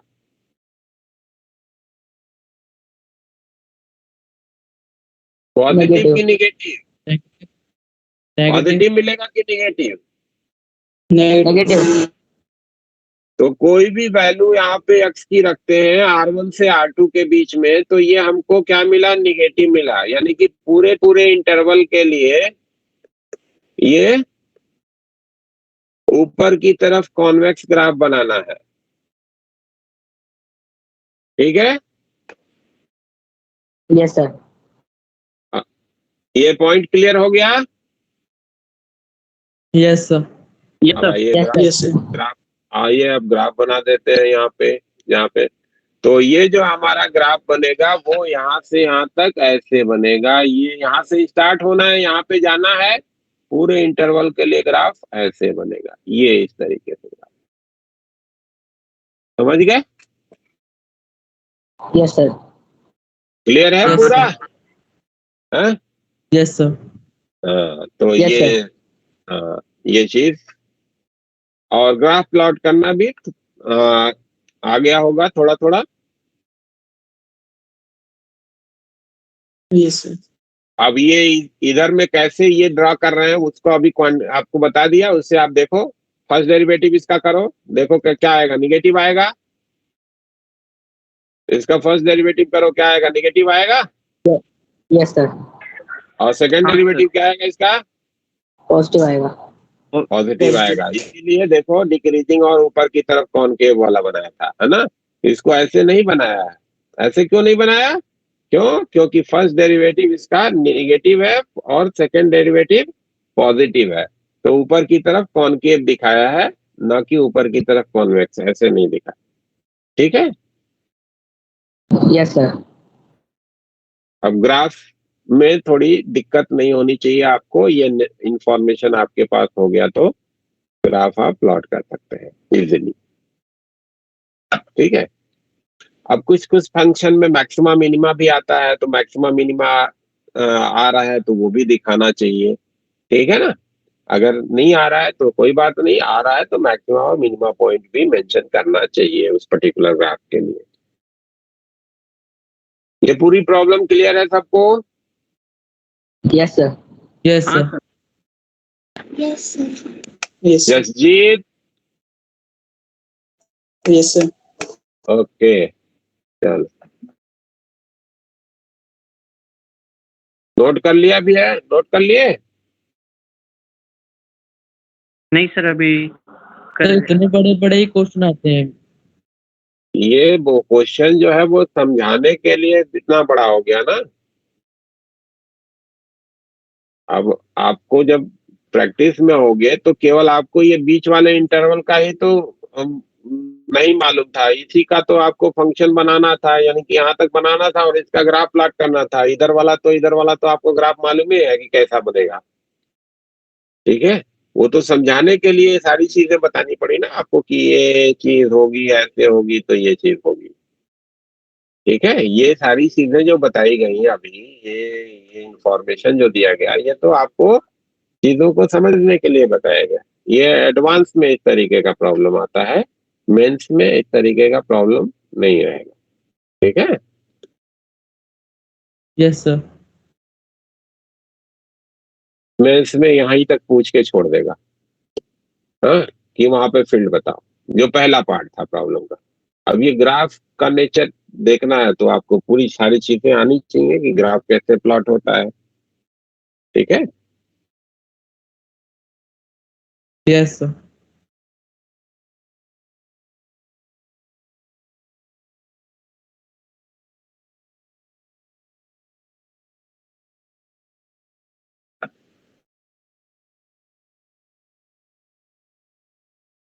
नीचे करना है या नोट हो गया?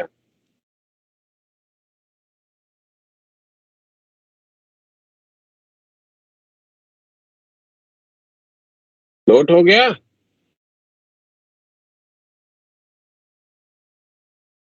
Yes hello, sir. चलो तो एक प्रॉब्लम और करते हैं।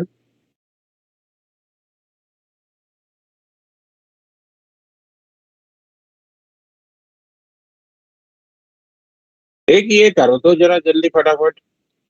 One end of a 10 centimeter long silk thread is fixed to a large vertical surface of charged non-conducting plate, and the other end is fastened to a small ball having a mass of 10 gram and the charge of 4 into 10 to the power minus 6 coulomb. In equilibrium, the thread makes an angle of 60 degree with the vertical. Find the surface charge density of the plate. Simple है, फटाफट 2 minute में हो जाएगा। करिए जरा इसको।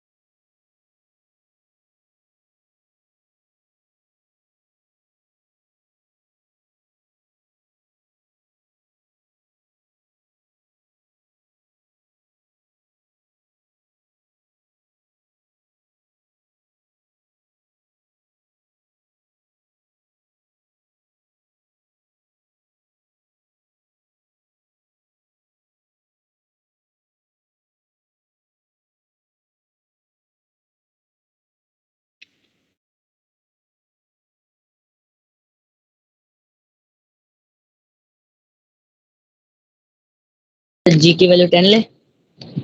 ले लो, 10 पे ही कैलकुलेट कर लो। ठीक है sir.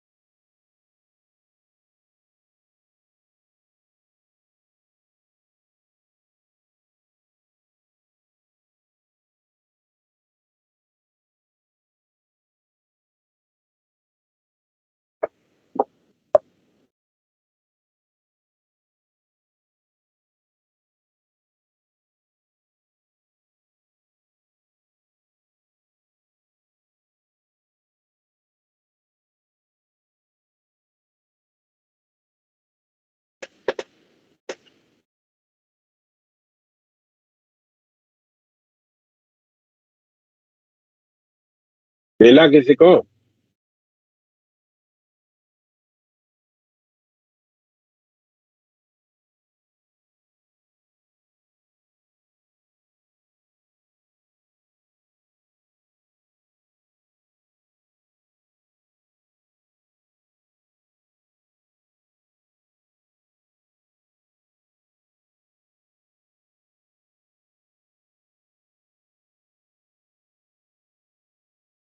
So 7.6 into 10 raised to minus 7. 19 का आंसर क्या था? 7.5। ठीक है, चलेगा। आपको प्रॉब्लम में क्या कहा गया कि एक ये लंबी सी शीट है, लंबी चौड़ी, जो कि ऐसे स्क्रीन के परपेंडिकुलर रखी गई है, जिसका कुछ अपना सरफेस चार्ज डेंसिटी है सिग्मा का। इसमें एक रस्सी से, जिसकी लंबाई आपको 10 सेंटीमीटर की दी गई है, और उससे एक चार्ज को बांधा गया है। क्यू चार्ज है या इसका मास है। क्यू की वैल्यू आपको गिवन है कि charge on this particular object is 4 into 10⁻⁻6 और मास इसका 10 ग्राम का है। तो Q की वैल्यू आपको दी गई है 4 into 10⁻⁻6 कूलम और मास इसका 10 ग्राम का है। और ये इक्विलिब्रियम जहाँ पे चार्ज प्रोजेक्ट कर रहा है, वहां पे ये एंगल थीटा आपको 60 डिग्री का बोला गया। तो बताना है कि सरफेस चार्ज डेंसिटी कितनी है इस पर्टिकुलर सरफेस के लिए। तो आपके पास जानकारी है कि कोई भी अगर चार्ज नॉन कंडक्टिंग शीट हो तो उसके पास में जो इलेक्ट्रिक फील्ड होती है that is given by sigma upon 2 epsilon not, और अवे नॉर्मल डायरेक्शन में, अवे डायरेक्शन में होता है। n जो है परपेंडिकुलर टू द शीट होता है, अवे डायरेक्शन, है ना। तो इस पर्टिकुलर मास पे जब फोर्सेस को आप दिखाओगे इस इक्विलिब्रियम पोजीशन पे, तो एक फोर्स इस पे जो लगेगा वो ग्रेविटी लगेगा, जो वर्टिकली डाउनवर्ड डायरेक्शन में होगा, mg का होगा। दूसरा इस पे रस्सी का टेंशन लगेगा भाई, इधर की तरफ T का टेंशन होगा। और तीसरा जो इलेक्ट्रिक फील्ड है उसके कारण इस पे फोर्स लगेगा, इधर की तरफ लगेगा। कितना लगेगा? Q into sigma upon 2 epsilon not लगेगा। Yes, sir. Yes. और इन तीन फोर्सेस के इन्फ्लुएंस में ये चार्ज क्या है? इक्विलिब्रियम में है। तो इक्विलिब्रियम का कंडीशन यूज कर लो, ये एंगल थीटा का है। वर्टिकल डायरेक्शन में since the charge is in equilibrium,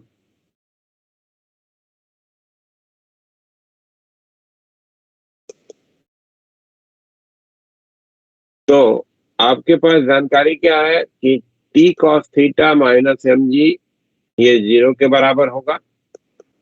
vertical direction का फोर्स लिखा, T cos थीटा बराबर mg हो गया, एक इंफॉर्मेशन। और हॉरिजॉन्टल डायरेक्शन में लिखोगे तो Q इंटू सिग्मा डिवीजन में 2 एप्सिलॉन नॉट माइनस का T sin theta that is again 0, है ना। इस T का इधर की तरफ का कंपोनेंट T cos थीटा है, और T का इधर की तरफ का कंपोनेंट T sin थीटा है। लिख सकते हो ना भाई? Yes. Yes, sir. यानी कि T sin थीटा की वैल्यू कितनी हो जाएगी?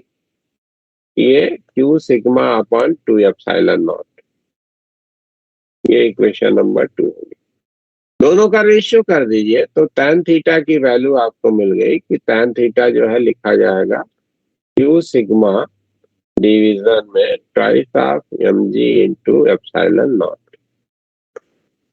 सिग्मा आपको बताना था तो ये हो जाएगा twice of mg epsilon not tan theta divided by Q,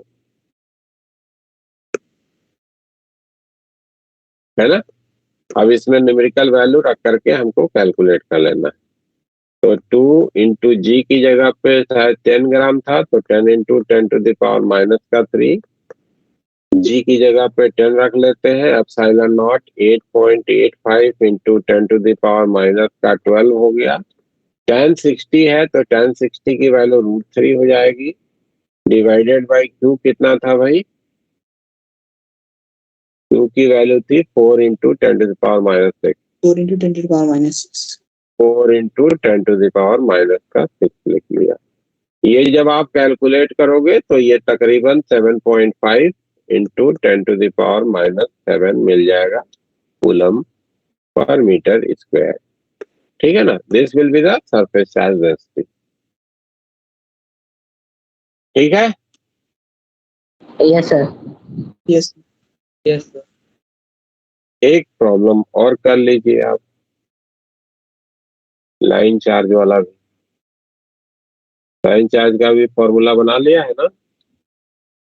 ये बताओ,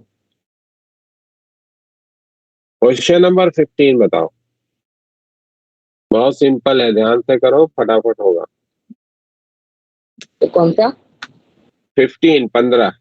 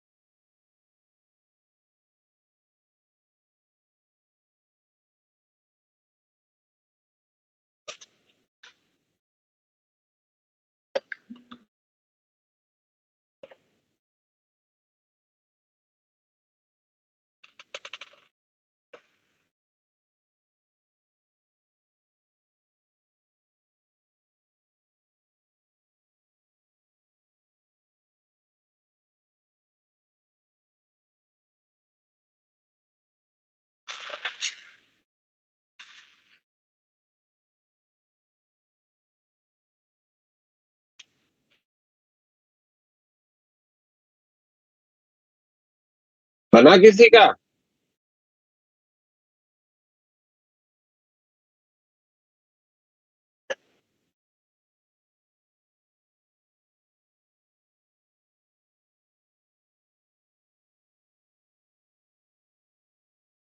मनदीप कर रहा है?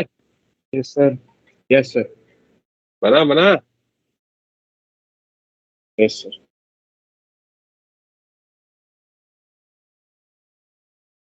पलक बन रहा है कि नहीं? थोड़ा सा ध्यान से करो, देखो बहुत सिंपल प्रॉब्लम है। समझाऊं? हर्षपुरिया मिला क्या तुम्हें? देवेश? सर कर रहा हूँ।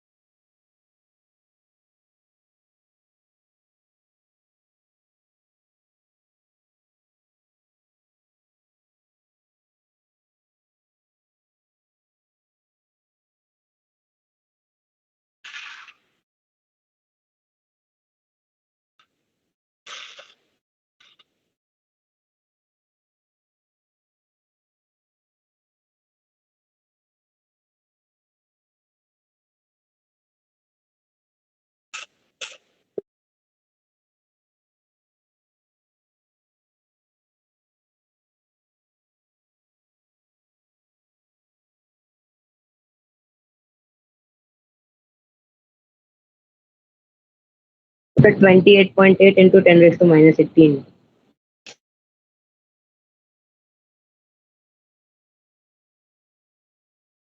पंद्रह नंबर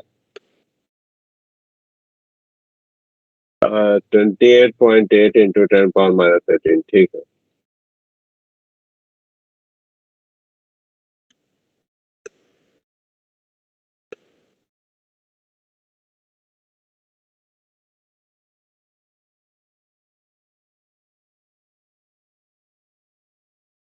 आइए देख के समझिए। हमसे प्रॉब्लम में क्या कहा गया कि एक ये लॉन्ग स्ट्रेट वायर है जिसके लिए लीनियर चार्ज डेंसिटी क्या कहा गया है, कितना था? 2 into 10 to the power minus 8. अच्छा 2 है, 2 into 10 to the power minus 8 coulomb per metre का है, ठीक है। और इसके अराउंड एक इलेक्ट्रॉन जो है वो गोल गोल घूम रहा है under influence of electric force, जो कि इस पर्टिकुलर वायर के द्वारा एक्सपीरियंस किया जा रहा है। मान लो आपने कहा कि ये इलेक्ट्रॉन जो घूम रहा है इस वायर के अराउंड आर रेडियस के सर्कल में घूम रहा है, ठीक है। तो आपके पास जानकारी क्या है कि इस इलेक्ट्रॉन को घुमाने के लिए जो फोर्स लग रहा है वो इलेक्ट्रिक फील्ड के कारण लग रहा है। तो यहाँ पे जो इलेक्ट्रिक फील्ड होगी वो आपको मालूम है कि क्या लिखी जाती है भाई, किसी लॉन्ग स्ट्रेट वायर के कारण फील्ड क्या लिखते हो, लैम्डा डिवीजन में 2 पाई एप्सिलॉन नॉट आर से लिखा जाता है। फ्रॉम द वायर इसका डायरेक्शन होता है, ठीक है ना, ये फील्ड का मैग्नीट्यूड होता है। अब चूंकि इलेक्ट्रॉन पे जो चार्ज है वो आपको मालूम है कि निगेटिव है, तो इस पे जो फोर्स लगेगा वो इधर की तरफ लगेगा, फील्ड के अपोजिट डायरेक्शन में। Yes, sir. और यही जो फोर्स है वो हमारे इस इलेक्ट्रॉन को क्या है, रिक्वायर्ड सेंट्रीपिटल एक्सेलरेशन दे रहा होगा गोल गोल घुमाने के लिए।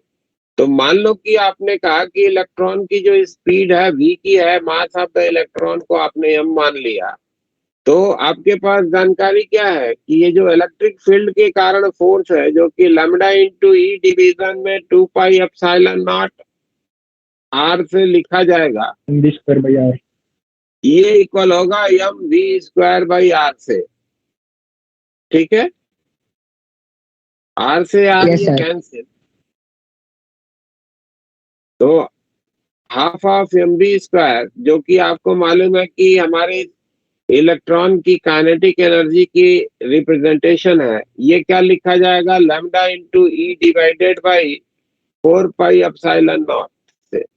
This is the kinetic energy of electron. अब देखो प्रॉब्लम में भी बोला है कि ये जो काइनेटिक एनर्जी आ रही है that is independent to the radius of the circle traced by the electron. Radius से इंडिपेंडेंट है, Yes, sir. इसीलिए आपको प्रॉब्लम में रेडियस भी नहीं दिया है कि इलेक्ट्रॉन किस रेडियस के सर्किल में घूम रहा है, ठीक है, because this particular kinetic energy is independent of the radius. छोटे रेडियस में होगा तो बड़ी स्पीड से जा रहा होगा, बड़े रेडियस में होगा मतलब छोटे रेडियस में हो या बड़े रेडियस में हो, हर केस में जो काइनेटिक एनर्जी होगी, एंगुलर वेलोसिटी अलग अलग होगी, एंगुलर वेलोसिटी उसकी अलग अलग होगी, काइनेटिक एनर्जी यानी कि स्पीड जो होगी दैट विल बी सेम। छोटी रेडियस में एंगुलर वेलोसिटी उसकी ज्यादा होगी, बड़े रेडियस में एंगुलर वेलोसिटी कम होगी। Speed in both the cases it will be same. तो आपको यही बताना था, तो लैम्डा की वैल्यू रखो 4 pi epsilon not 9 into 10 to the power 9 होता है। लैम्डा आपको दिया था 2 into 10 to the power minus 8, और इलेक्ट्रॉन पे चार्ज कितना होता है भाई, Or minus 19. 1.6 into 10 to the power minus 19। ये आप मल्टीप्लाई कर लेंगे, है ना, तो you will get the force on that charge particle. ये कुछ 2.88 into 10 to the power कितना आया था माइनस का, 17. माइनस का 17 जूल। ये कैलकुलेट करेंगे तो ये इतना मिल जाएगा, 2.88 into 10 to the power minus 17 joule. ठीक है भाई। Yes, sir. यस क्लियर है, कोई दिक्कत तो नहीं? No, sir. चलो, तो आज को मैं यहीं पे करूंगा फिनिश आज की क्लास को। नेक्स्ट क्लास में हम लोग डाइपोल के बारे में डिस्कस करेंगे, ठीक है ना, इलेक्ट्रिक डाइपोल। ठीक है Okay. भाई। Yes sir. Bye sir, thank PDF send कर दीजिएगा। हाँ कर रहा हूँ।